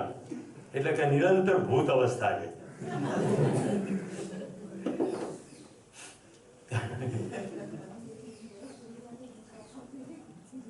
કેટલાય ગીતો એવા છે જેની અંદર અસ્તિત્વગત સચ્ચાઈ નથી, પણ કોઈકને થોડીક ઝલક મળી. तू प्यार का सागर है, तेरी एक बूंद के प्यासे हम, लौटा जो दिया तुमने. એટલે કોઈ એવી કલ્પના કરી કે તે પ્યારનો સાગર છે, પણ ધ્યાન ગયું કે પ્યાસ તો પ્રેમની જ છે. મિત્રો, આ શિબિર દરમિયાન તમારી આટલી જો પ્યાસ સ્પષ્ટ થઈ જાય કે પૃથ્વી ઉપર મારી પ્યાસ પ્રેમની છે, આની સિવાય બધું મારા માટે ગૌણ છે, તો સંબંધની અંદર સુગંધ આવવાની શરૂ થશે. સંબંધની મોજ એટલે નથી પડતી કે પ્યાસ પ્રેમની છે એની ઉપર ધ્યાન જ નથી જતું. પ્યાસ વસ્તુઓની છે જ નહીં. હું જીવન છું, શરીર નથી. શરીરને પ્યાસ વસ્તુઓની સામયિક છે, નિરંતર નથી. નિરંતર આપણી પ્યાસ તો પ્રેમની છે. રાત દિવસનો રસ્તો વાલમ નહીતર ખૂટે કેમ, તમે કરજો પ્રેમની વાતો, અમે કરીશું પ્રેમ. તમને ધુમ્મસ ઝાકળવાલા, અમને ઉજળી રાત. કેમ ધુમ્મસ છે? તમારે હોય નખરા ભાઈ, તમે રેતી કે હથેળી ઉપર લખો તમારું નામ, અમે એટલા ઘેલા ઘાયલ, નહીં નામ કે કામ. તમને તો કોઈ કારણ, અમને નહીં ભાન નહીં વેમ, તમે કરજો પ્રેમની વાતો, અમે કરીશું પ્રેમ. આ શબ્દો આવતાની સાથે પ્યાસ તરફ જવું જોઈએ ધ્યાન. હા, મૂળ વાત તો પ્રેમની છે. મારો એક દોસ્ત મને ફોનમાં રડતા રડતા કહે છે, બધું બરાબર છે પણ મારી મા મને પ્રેમ કરતી નથી. કારણ કે મારા માર્કશીટમાં થોડા માર્ક ઓછા આવ્યા.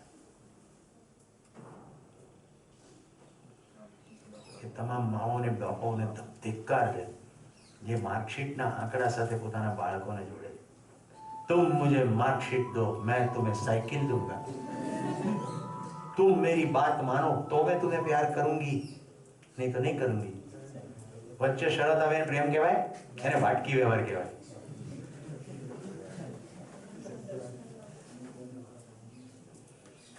તો મિત્રો, સ્વાદ લેતા લેતા જો આપણે ધીમે ધીમે ગતિ કરી રહ્યા છીએ.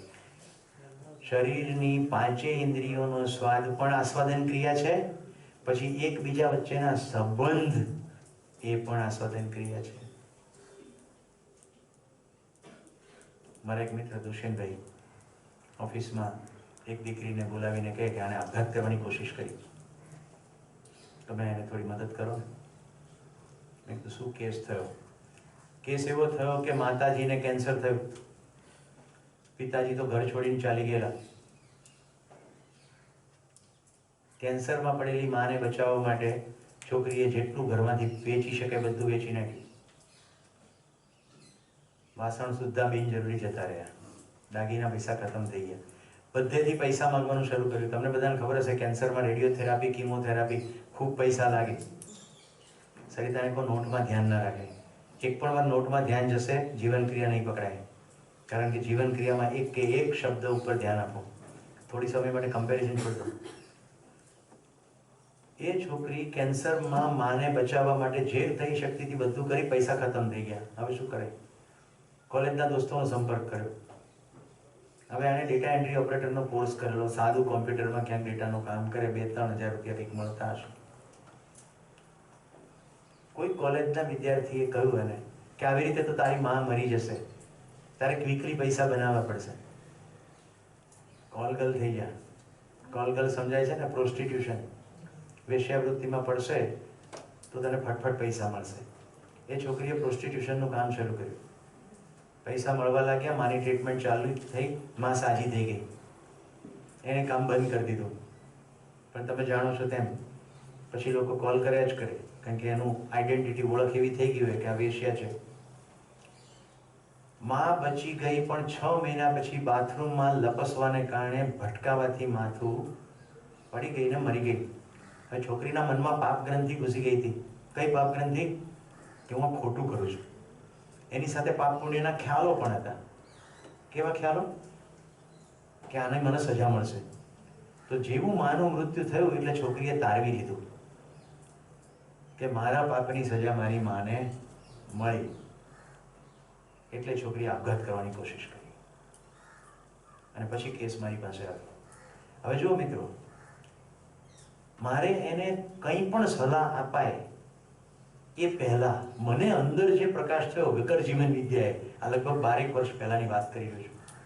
મેં હાથની બાય આમ કરીને મેં કીધું, બેન, મારે કોઈ બેન નથી. હકીકતે મારે 3 બહેનો છે. તારી જેવી બહેન પામીને હું ધન્ય થઈ જઈશ. કારણ કે જે પોતાની માને બચાવવા માટે પોતાનું શરીર વેચવા તૈયાર થાય એવી ઉમદા બહેન પૃથ્વી પર બીજી ક્યાં મળશે? ચાલ મને રાખડી બાંધ.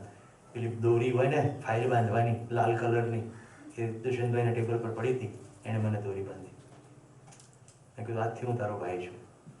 પછી એની સાથે મેં શાંતિથી વાત કરી. એ પાપ ગ્રંથિમાંથી બહાર આવી ગઈ. કાલક્રમે એના લગ્ન પણ થઈ ગયા અને સેટલ પણ થઈ ગઈ.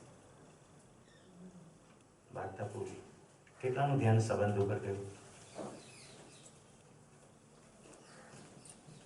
આ આખી દરમિયાન તમારી આસ્વાદનની ક્રિયામાં સેન્સીસ જતી નથી રહી. મેં જ્યારે એમ કીધું કે લાલ દોરી બાંધી, તો લાલ દોરી દેખાય?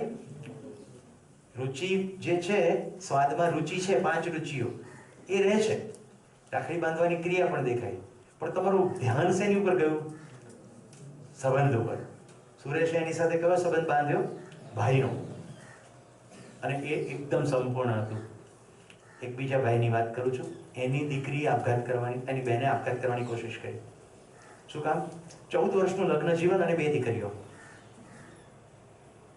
પુરુષ એટલે પતિ કોઈ બીજી સ્ત્રી સાથે રહેવા ચાલી ગયો, એટલે આ બેને આપઘાત કરવાની કોશિશ કરી. એ ભાઈએ મારી પાસે કેસ મોકલ્યો કે આને સુરેશભાઈ સમજાવવાનું. એટલે મેં કહ્યું કે મારી પાસે એક એવું ઝેર છે કે હમણાં લઈ લે તો 4 કલાક પછી મૃત્યુ થશે. તારે તો મરવું જ છે ને, તે મરવાની કોશિશ કરી, તું નિષ્ફળ ગઈ, તો હવે તારે તારી કાર્યમાં હું સફળ થવામાં મદદ કરું. તો તું મદદ માટે જ આવેલી છે. રડવાનું શરૂ કર્યું એને કે બધા તો એમ કે છે મરાય નહીં ને તમે તો મરવાનું કહો છો. મેં કીધું તું પત્ની તરીકે તો નિષ્ફળ ગઈ, એટલે તો તારો પતિ બીજે રહેવા જતો રહ્યો, બીજી સ્ત્રી સાથે જતો રહ્યો. એટલે તું પત્ની તરીકે તો નિષ્ફળ ગઈ, અને તારે 2 દીકરીઓ છે. તું મરી જશે એટલે 2 દીકરીઓ અનાથ થઈ ગઈ, બાપ તો છે નહીં, માં પણ નહીં રહી, પછી એનું શું થશે? પણ ઠીક છે, તું મરી જાય તો માં તરીકે બી તું નિષ્ફળ જ છે. કદાચ વધુ જીવે તો દેશના નાગરિક તરીકે પણ નિષ્ફળ જશે. કારણ કે જે દેશે તને ભણાઈ ગણાઈને આટલે સુધી પહોંચાડી, એને બદલામાં કશું સેવા કરવાને બદલે તે તો મરવાનો પ્લાન કર્યો છે. તો હું વાત બે કરી રહ્યો છું, પણ હું બોલી શું રહ્યો છું? તાર તો મરવું જોઈએ. અને એને બત્તી થઈ ગઈ કે પત્ની તરીકે તો નિષ્ફળ ગઈ, પણ માં તરીકે નિષ્ફળ હજી ગઈ નથી. હજી હું નાગરિક તરીકે નિષ્ફળ ગઈ નથી. ભણવાનું કન્ટિન્યુ કર્યું, માસ્ટર્સ ડિગ્રી, ડોક્ટરેટ ડિગ્રી સુધી પહોંચી, દીકરીઓને ખૂબ સરસ ભણાવી. કેટલાનું ધ્યાન સંબંધ અને ધીમેરીને લક્ષ્ય ઉપર જાય છે? હા, હવે તમે સ્વાદની અંદર સંબંધનો પણ સ્વાદ લઈ રહ્યા છો અને લક્ષ્યનો પણ થોડો થોડો સ્વાદ લઈ રહ્યા છો. ક્લિયર? અરુણિમા સિન્હા ચાલુ ટ્રેનમાં ગુંડાઓએ એની પર બળજબરી કરવાની કોશિશ કરી. પ્લેયર હતી ટેનિસની, શક્ય એટલો પ્રતિકાર કર્યો, તો પેલા લોકો ફાવી નહીં શક્યા, એટલે ગુસ્સામાં એને ચાલુ ટ્રેનમાંથી ફેંકી દીધી. એ જ વખતે બીજા પાટા ઉપરથી ટ્રેન જતી હતી. અરુણિમા એ પાટા ઉપર પડતાની સાથે ટ્રેન પર એની પરથી જતી રહી, એટલે એનો એક પગ કપાઈ ગયો. રાતનો સમય હતો. સવાર સુધીમાં 39 ટ્રેનો ત્યાંથી પસાર થઈ. અરુણિમાના કપાયેલા પગને ઉંદરડાઓ ખાતા હતા રાત્રે. આ બધા સમય દરમિયાન અરુણિમા હોશમાં રહી અને એને ગાંઠ પાડી કે આ લોકોએ મને અબળા સમજીને મારી પર બળજબરી કરવાની કોશિશ કરી છે. હું બતાવી દઈશ કે હું અબળા નથી, હું એવરેસ્ટ ચડીને બતાવીશ. જુઓ, જીવનની ઈચ્છા તો જુઓ, એવરેસ્ટ ચડીને બતાવીશ. ત્યાર પછી અરુણિમા હોસ્પિટલાઇઝ થઈ, ખોટા પગલા પહેરીને ટ્રેનિંગ લીધી, માઉન્ટ એવરેસ્ટ સર કરી લીધો, અને પછી એને ગાંઠ પાડી દુનિયાના તમામ શિખરો સર કરીશ. અને અરુણિમા બેને દુનિયાના તમામ ટોપના શિખરો સર કરી લીધા છે. ભારત સરકારે એને પદ્મશ્રીથી નવાજી પણ દીધું. કેટલાનું ધ્યાન હવે સ્પષ્ટ રીતે રુચિ, સંબંધ અને લક્ષ્ય ત્રણેય ઉપર ગયું? ગુડ. લક્ષ્ય મોટું, એનાથી નાનો સંબંધ અને એનાથી નાની રુચિ. જ્યારે સંબંધ ઉપર સ્વાદ લેવાનું શરૂ થાય ત્યારે રુચિ સંયત થઈ જાય, કંટ્રોલમાં આવી જાય. તો પછી પીડા કંટ્રોલમાં આવી જાય. પીડા બહુ મહત્વનો નિર્ણય ભલે નહીં. લક્ષ્ય મોટું થઈ જાય તો સંબંધ નાનો થઈ જાય. એટલે સંબંધને માટે હવે પેલાની સામે બદલો લેવાની વાત આવે નહીં. જ્યારે લક્ષ્ય મોટું થાય તો સંબંધની પીડા સમાપ્ત થઈ જશે. સંબંધની પીડા જતી નહીં રહે, પણ એની ગ્રીપ જતી રહેશે. સંબંધની અંદર કઈ ડખા હશે, લક્ષ્ય મોટું હશે ને. મિત્રો, અમે જીવન વિદ્યામાંથી પસાર થયેલા જેટલા લોકો ગંભીરતાથી આગળ વધી રહ્યા છે, અમારું એક જ લક્ષ્ય છે: અખંડ સમાજ, સાર્વભૌમ વ્યવસ્થા. કોઈ બોર્ડર ના હોય દુનિયામાં, એક દેશમાંથી બીજા દેશમાં જતા. અખંડ સમાજ, માનવ જાતિ એક, તમામ માનવ સમાન. સાર્વભૌમ વ્યવસ્થા, બધે જ વ્યવસ્થાઓ, એક જગ્યાએ નહીં. આ લક્ષ્ય છે.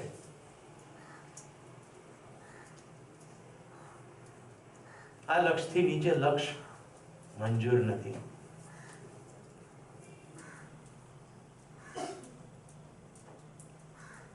સંબંધ સમજાઈ ગયો,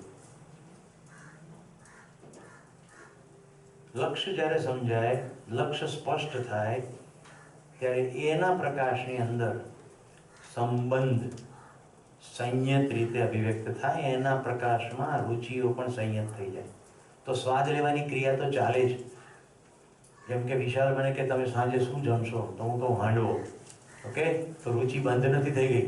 હવે વિશાલને ઘરે પહોંચ્યો, વિશાલે કીધું કે આ બ્રેડ છે ને બટર છે, કારણ કે પત્નીને એકદમ પિયર જવાનું થયું છે અને હું રાંધતા મને આવડતું નથી. એ વખતે જો મારું ધ્યાન સંબંધ ઉપર હોય તો બ્રેડ મેટર કરશે નહીં. બ્રેડ મેટર કરે તો મારું ધ્યાન હજી સંબંધ ઉપર ગયું નથી. મને સ્વાદ લેતા આવડતો નથી. આસ્વાદનની ક્રિયા તો ચાલી જ રહી છે. મારી ક્ષમતા તો છે, પણ હું ક્ષમતાને પૂરી અભિવ્યક્ત કરી રહ્યો નથી.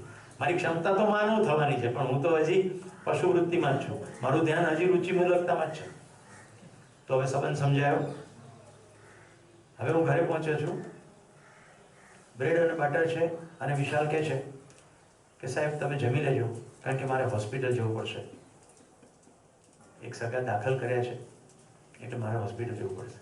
અને હું એમ કહું કે વિશાલ ચાલ બ્રેડ બટર પેક કર, આપણે સાથે હોસ્પિટલ જઈએ છીએ. તું ગાડી ચલાવજે, હું ચાલુ ગાડીમાં ખાઈ લઈશ. કેટલાને સમજાય છે લક્ષ્યની સ્પષ્ટતા? એ ખરેખર માનવ જાતિનું લક્ષ્ય નથી. એ ટેમ્પરરી ખાલી વિશાલનું એક સંવેદનાના ક્ષેત્રનું લક્ષ્ય છે. પણ લક્ષ્ય મૂલકતા છે તો ખ્યાલ આવે છે. મૂલકતા એટલે એના બેઝમાં શું પડ્યું છે. તો હવે 3 વસ્તુ થઈ. વિશાલે મને જમવાનું આમંત્રણ આપ્યું, જમવામાં જે કહ્યું હતું એની જગ્યાએ કંઈક બીજું આપ્યું, અને એ બેસીને પણ ન ખવાય એવી સ્થિતિનું નિર્માણ થયું. છતાં મારી અંદર તો સુખની નિરંતરતા છે. મારું સુખ ઓછું થયું નહીં, કારણ કે મારું હવે આસ્વાદન લક્ષ્ય તરફનું છે. બોની બરાબર જીવન ક્રિયા સમજાઈ રહી છે? ફલ્ગુનીબેન, સરિતા, બરાબર સમજાઈ રહી છે? ક્વેશ્ચન હોય તો પૂછી લેજો. હું એને રેફરન્સ એટલા માટે કરું છું, એને પણ અધ્યયનમાં મારી સાથે છત્તીસગઢ આવી છે. એનું મુખ્ય ફોકસ હતું કે મારી જીવન ક્રિયા તમે કઈ રીતે સમજાવો છો, કારણ કે દરેકની શૈલી પ્રબોધકોની જુદી જુદી હોય. મારી સાથે કોઈ પ્રબોધક વિડીયો નથી બતાવતો. જિંદગીના રસને પીવામાં જલ્દી કરો મરીચ. એક તો ઓછી છે મદિરા અને ગળતું જામ છે. આવું મરીચ બોલે. હવે જરા બદલી નાખું છું. શેરડીના રસને પીવામાં જલ્દી કરો રાજવી. એક તો રસ ઓછો છે અને કાણો પ્યાલો છે. હવે બંને લીટી જુઓ. જિંદગીના રસને પીવામાં જલ્દી કરો. એક તો ઓછો છે સમય અને ગળતું જામ. શરીર સતત ગરડું થઈ રહ્યું છે અને સમય ઓછો છે.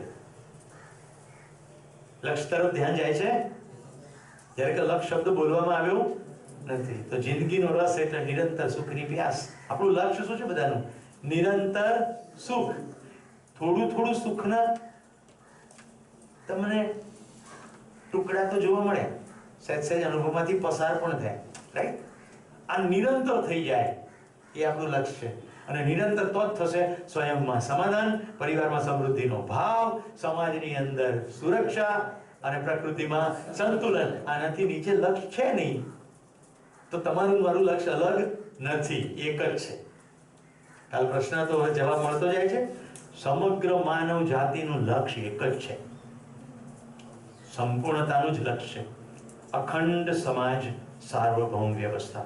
અખંડ સમાજ, કોઈ ઊંચ નહીં, કોઈ નીચ નહીં, કોઈ કાળું નહીં, કોઈ ધોળું નહીં. કોઈની સાથેના સંબંધનો નિર્ણય એના થોબડાના કલરથી નહીં, એના વ્યવસાયથી નહીં, એની પૈસા કે સંપત્તિથી નહીં, એના ઘરની સાઈઝથી નહીં, બલકે એની સમજણથી. તો મારે નિર્જાને પરણાવવાની છે. નિર્જા નામની દીકરી અહીંયા બેઠી છે, એને પરણાવવાની છે. તો એના માટેનો હું જે છોકરો મારે શોધવાનો આવે, તો આમ તો જો કે આ જમાનામાં તો નિર્જા પોતે જ શોધી લે છે.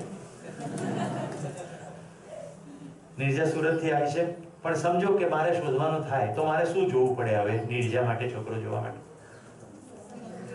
સમજણ જોવાની કે એ કેવો દેખાય છે તે જોવાનું. આ રાજવી જરા ઊભી થશે. આ મારી રૂડીને રંગેલી દીકરી જોઈ લો. રાઈટ? કેવા સરસ મજાના વાળ છે, કેવો સરસ ચહેરો છે. હવે આનો જે મેં હસબન્ડ ગોત્યો છે બતાડું. ઉભો થાય કાળી, આ કાળિયો એનો હસબન્ડ છે, રાઈટ?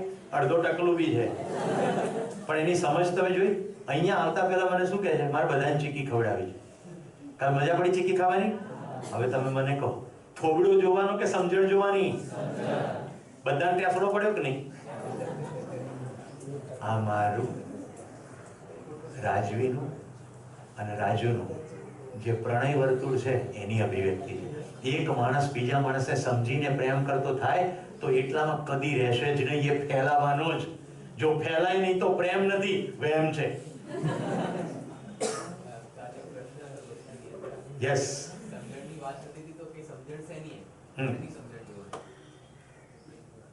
શેની સમજણ? સ્વયંની સમજણ, પરિવારની સમજણ, તમામ અવસ્થાઓ એટલે પ્રકૃતિની સમજણ, અને આ અવસ્થાઓ કેવી રીતે સજેલી છે એ સમગ્ર અસ્તિત્વની સમજણ. આનાથી નીચે સમજણ છે નહીં. આનાથી નીચે સમજણના પોઈન્ટ્સ છે ખાલી. સમગ્રતા સિવાય સમજણ છે નહીં. જો એક વ્યક્તિ બીજા વ્યક્તિની સાથે પ્રેમમાં હોય તો એ સમષ્ટિ સુધી ફેલાયા વગર રહેશે નહીં. જ્યાં એકવાર પ્રેમનો પ્રકાશ થઈ જાય ત્યાં હવે અંધારું શક્ય નથી. એક રૂમમાં પ્રકાશ અને અંધારું બે સાથે રહી શકે નહીં. દર્શન ઉભો થા.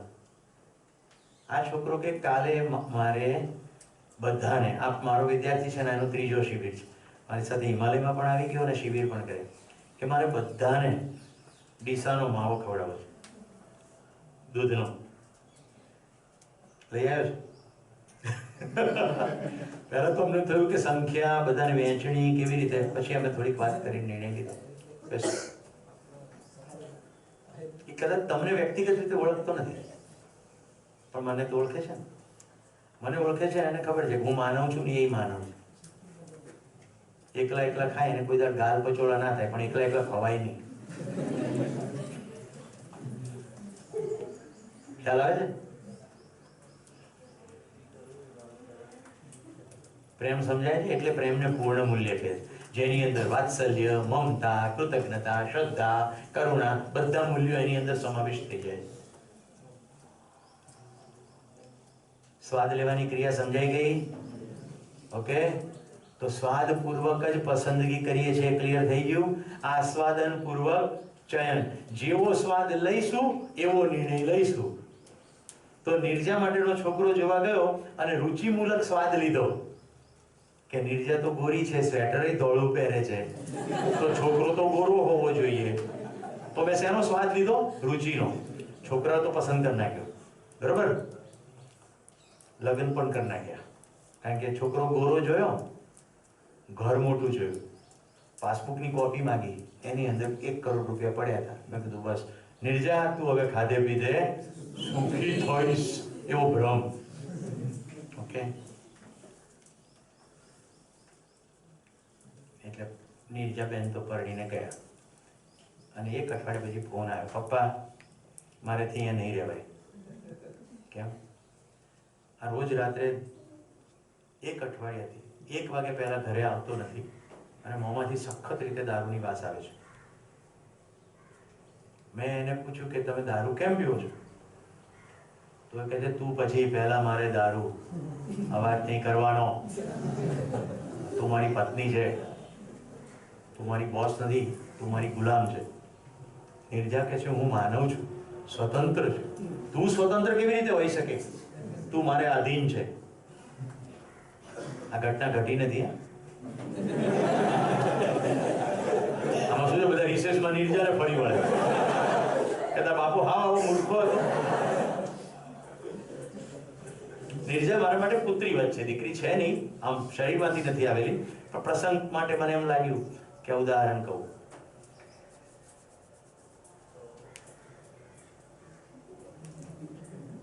તો શેનો સ્વાદ લીધો? રુચિનો સ્વાદ લીધો, એટલે લોચો થઈ ગયો. હવે આપણે જરા સંબંધનો સ્વાદ લઈએ, જેનો આપણો ભ્રમ છે. નિર્જાને હું એવા છોકરા સાથે પરણાવું છું જેનો બાપો સાંસદ છે, મેમ્બર ઓફ પાર્લામેન્ટ છે, ઓકે, અથવા કોઈ સંસ્થાનો વડોલ છે, એના બધું બહુ બધું મોટું નેટવર્ક છે, અને ફલાણાનો આપણે ઓળખીતો થાય છે. નિર્ણય ક્યાંથી લીધો? કોઈ સંબંધને કારણે લીધો. સંબંધની અંદર મૂલ્ય તો જોયું જ નહીં, કે કોઈ ભાવ તો ના જોયો, ખાલી નેટવર્ક જોયું. એટલે હવે બીજા પ્રકારના પ્રશ્નો શરૂ થયા. ઘરમાં ચિકન આવ્યું, નિર્જાને કહેવામાં આવ્યું રાંધો આ મહેમાનો માટે. નિર્જા કહું તો શાકાહારી છે, તું તારા બાપને ઘરે જે હોય તે. હવે તું પુત્ર વધુ છે, તને સંબંધની ભાન પડે છે કે નહીં? સસરાએ કીધું એટલે બનાવવું જ પડે. આ બીજો લોચો થઈ ગયો. હવે જો હું પિતા તરીકે લક્ષ્યમૂલક સ્વાદ લઉં છું. બેટા નિર્જા, જિંદગીના તારા શું ખ્યાલો છે? નિર્જા કહે છે, પપ્પા દિવસમાં 3 વાર ભોજન મળી જાય. મારા પતિ સાથે હું સાથે બેસીને રોજ 1 કલાક 2 કલાક વાતો કરી શકું. અમારી ગમતી પ્રવૃત્તિ અમે સાથે બેસીને કરીએ, સારું વાંચીએ. અમારી એકબીજાની સમજણ દિન પ્રતિદિન વધે. વસ્તુઓથી નહીં પણ અમારા હોવા માત્રથી અમે એકબીજાની સાથે ખુશ રહીએ. મને એવા છોકરામાં રસ છે. હવે મારી અંદર કયો સ્વાદ લેવાઈ રહ્યો છે? સમગ્ર જિંદગીના લક્ષ્યનો સ્વાદ લેવાઈ રહ્યો છે. હવે હું જ્યારે છોકરા શોધવા જઈશ ત્યારે હું શું પ્રશ્ન પૂછીશ? What do you know about life? તું જિંદગી વિશે શું જાણે છે? તારે જિંદગી જીવવાના શું ખ્યાલો છે? તું આગળ ઉપર પતિ પત્ની તરીકેની તમારી જિંદગી કેવી હશે એનું તારા મનમાં શું ખ્યાલ છે? પછી તારા કમાવાના શું ખ્યાલ છે? તારા પૈસાના શું ખ્યાલ છે?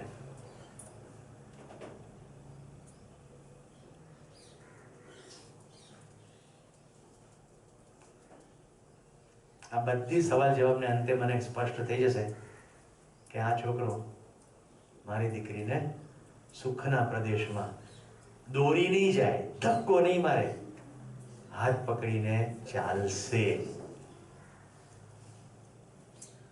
તો પછી હું એમ કહીશ,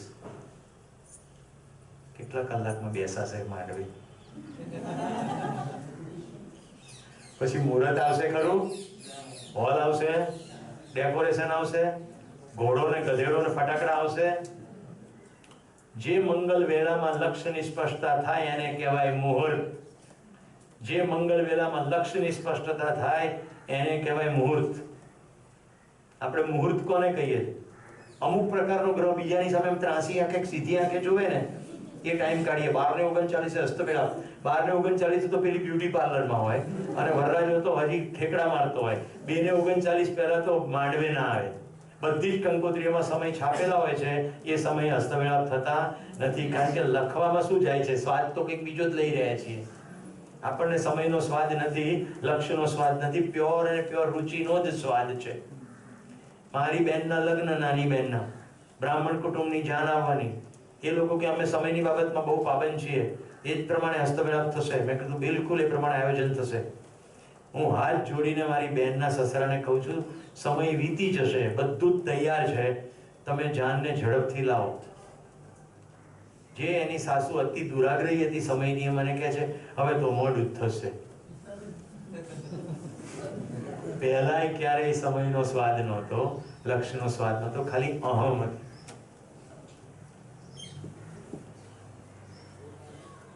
રાઈટ? ત્યારે મને સમજણ નહોતી. પછી જીવન વિદ્યાનો પ્રકાશ થઈ ગયો, પછી દીકરી પરણાવવાની, એટલે એકદમ ચોખ્ખું ચડાક કરી નાખ્યું. શનિવાર સાંજે લગ્ન. ઓકે, રવિવાર બધા નિરાંતે ઉઠો, લગ્ન પત્યા પછી હડબડી નહીં. લગ્ન પતાય બધા જતા, એટલે વિદાય વખતે કોઈ ટેટા પેપર રોરો કરવાનું જ નહીં.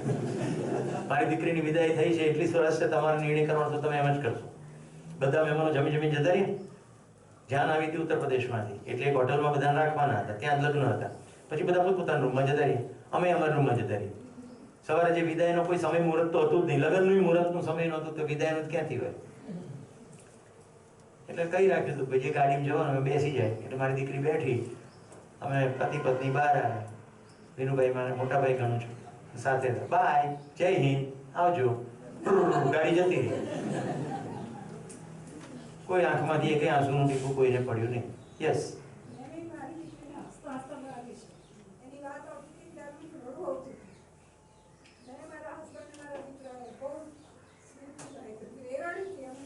આપણું લક્ષ્ય છે કે દીકરી સાસરે જઈને સુખી થાય. એના સાસરે જવાના મંગળ પ્રારંભ વખતે રોવાનું ચાલુ કરીએ છે. લક્ષ્યનું સ્વાદ નથી લઈ રહ્યા. એક એકને પેલી છોકરી ભેટશે. હવે અમદાવાદમાં સાસરું હોય એટલે બીજે દિવસે સવારે આવવાની જ છે તો તમે હેનું રૂવો છો? ખોટો દંભ. નક્કી હા એમ થાય કે હવે કાલથી એને હું મારી ઈચ્છા પ્રમાણે જોઈ નહીં શકું. તો મિત્રો હું બાપનું દિલ ધરાવું છું. અમે બધો પ્રસંગ બતાવીને ઘરે આવ્યા ત્યાં સુધી બ્રેક રહી, રાઈટ. પછી મારા પોતાના ઘરે હું, મારો દીકરો, મારી પત્ની અમે એકબીજાને ભેટીને રડી લીધું, બારણા બંધ કરી. જે અંદર લાગણી હતી બધી ઠાલવી દીધી.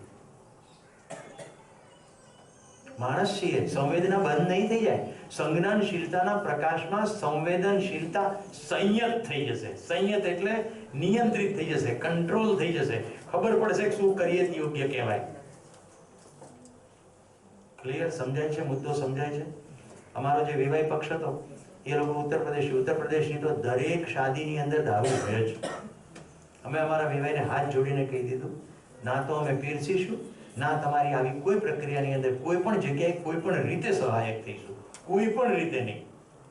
તમારે પીવાની ઈચ્છા હોય તો તમે બજારમાંથી જાતે જઈને ખરીદી લો અને તમારે જાતે રૂમમાં પીવો. અમે ના તો હોટલ ન કહીશું, કામ ગુજરાતમાં તો અમે દારૂબંધી છે. અમને પણ ગૌરવ છે કે અમારા વિવાહે કીધું કે અમને કશામાં રુચિ નથી, આપણો પ્રસંગ સુંદર રીતે થવો જોઈએ, એટલે એની તમે ચિંતા છોડી દો. અને એ વસ્તુ સ્નેહાએ કીધી હતી એના સસરાને. એટલે મૂળ તો આપણે કોમ્યુનિકેટ કર્યું કે મારી દીકરીએ જ કીધું હતું, દીકરી એના થનાર સસરાને હું એમાં એનરોલ પણ નહીં થાવ, તમારે જે કરવું હોય. પણ એ બાબતમાં અમારી બધાની એક વાક્યતા. ઓકે, મુદ્દો એ છે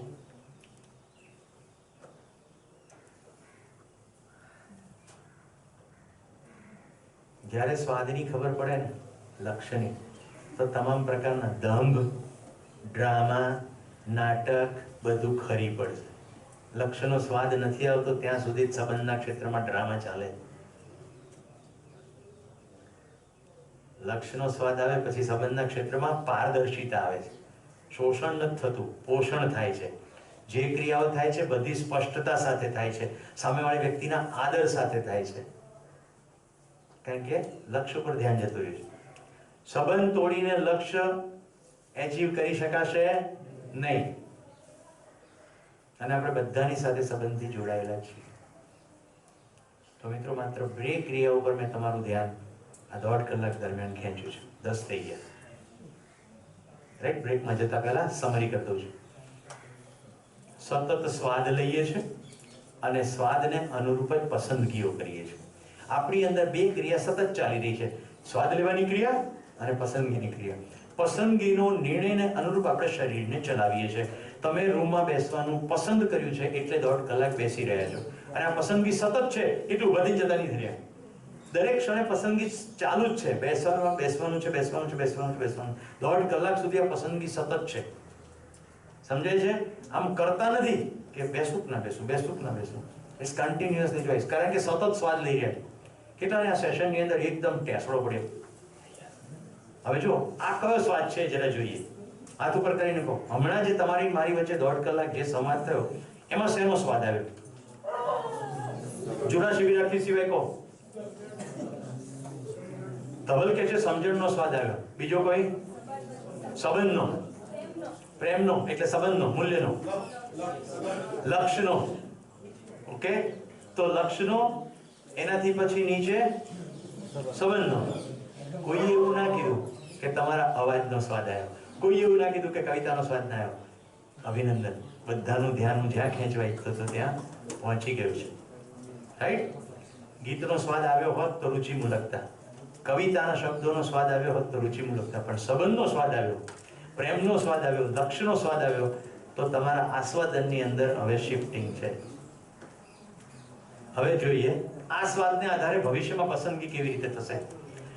આપણે બે બસ સ્ટેન્ડ ઉપર મળી જઈએ અમૃત, તો તમે મને એવું પૂછશો કે જબ્બો કેટલામાં લીધો? તમારી મારી વચ્ચેનો સંબંધ મૂલ્ય જો સમજાયું કે હું સમજ માટેનો સ્ત્રોત છું અને તમારી સમજણની ભૂખ મારાથી પૂરી થઈ રહી છે, તો તમે પ્રશ્ન શું પૂછશો? તરત ને તરત કોઈ સમજણલક્ષી પ્રશ્ન પૂછશો અથવા સંબંધલક્ષી પૂછશો કે કેટલો સમય બસ સ્ટેન્ડ પર ઉભો રહેવું પડશે, ચલો હું તમને મૂકી જાઉં. સંબંધ સમજાય છે? એ વખતે બીજી પર ધ્યાન જશે નહીં. ઓકે? અથવા ક્યાં નીકળ્યા છો, અલ્ટિમેટલી ક્યાં જવાનું છે, પેલા લક્ષ્યના અર્થમાં હમણાંની મુવમેન્ટ કઈ છે, કોઈને કોઈ પદ પ્રાપ્ત કરવું છે, કોઈ પરીક્ષામાંથી પાસ થવું છે, તો અલ્ટિમેટ લક્ષ્ય શું છે? તો કોઈ લક્ષ્ય માટે મથી રહ્યું છે, એના માટે મદદરૂપ થવાનો અટમોસ્ટ ભાવ આવશે. અમારા અમિતાબેનને આઈએસ થવું છે, કાજલને આઈપીએસ થવું છે, તો મારા મનમાં શું ભાવ આવશે કે હું એને કેમ કરીને મદદરૂપ થાઉં? આઈએસ ને આઈપીએસ માટે નહીં, હા, દૂર દરાજમાં બેઠેલી કોઈ દીકરીઓને અન્યાય થઈ રહ્યો છે, એ અન્યાય હું ઓછો કરવા માંગુ છું અને એના માટે આઈપીએસ થવું છે. ઓહ, આ તો સમગ્રતાનો અર્થ થયો. આ લક્ષ્યની પ્રાપ્તિ માટે હું તારી સાથે છું, મતલબ કે તારું લક્ષ્ય મારું લક્ષ્ય છે. અમિતાને આઈએસ થવું છે. શું કામ આઈએસ થવું છે? ન્યાયપૂર્વક વહેંચણી થવી જોઈએ, રાઈટ? સંસાધનોની એક્સપ્લોટેશન થઈ રહ્યું છે. કહેવાતા અસ્પૃશ્યો, पिछड़ेला लोगों ने हजी पण समानता नहीं मळी रही. मारे आईएएस थईने काम करवुं छे. चाल अमिता, हूँ तारी साथे छुं. तारुं लक्ष्य मारुं लक्ष्य. आवुं थाय तो लक्ष्य मूलक आस्वादन, अने नहीं तो आ टेणी हूँ करवानी, तो रुचि मूलक आस्वादन. आ लखतरना क्षेत्रों में तो कोई ने कई समझण पड़ती ज नथी. लखतरवाळाने तो दूर ज राखो. तो रुचि मूलक आस्वादन, राइट कुशल? કે ગુલાબી ગંજીની અંદરથી કાળા રંગની શર્ટ બહાર કાઢી છે. આ હું વળી પ્રોજેક્ટમાં કામ કરતો છું.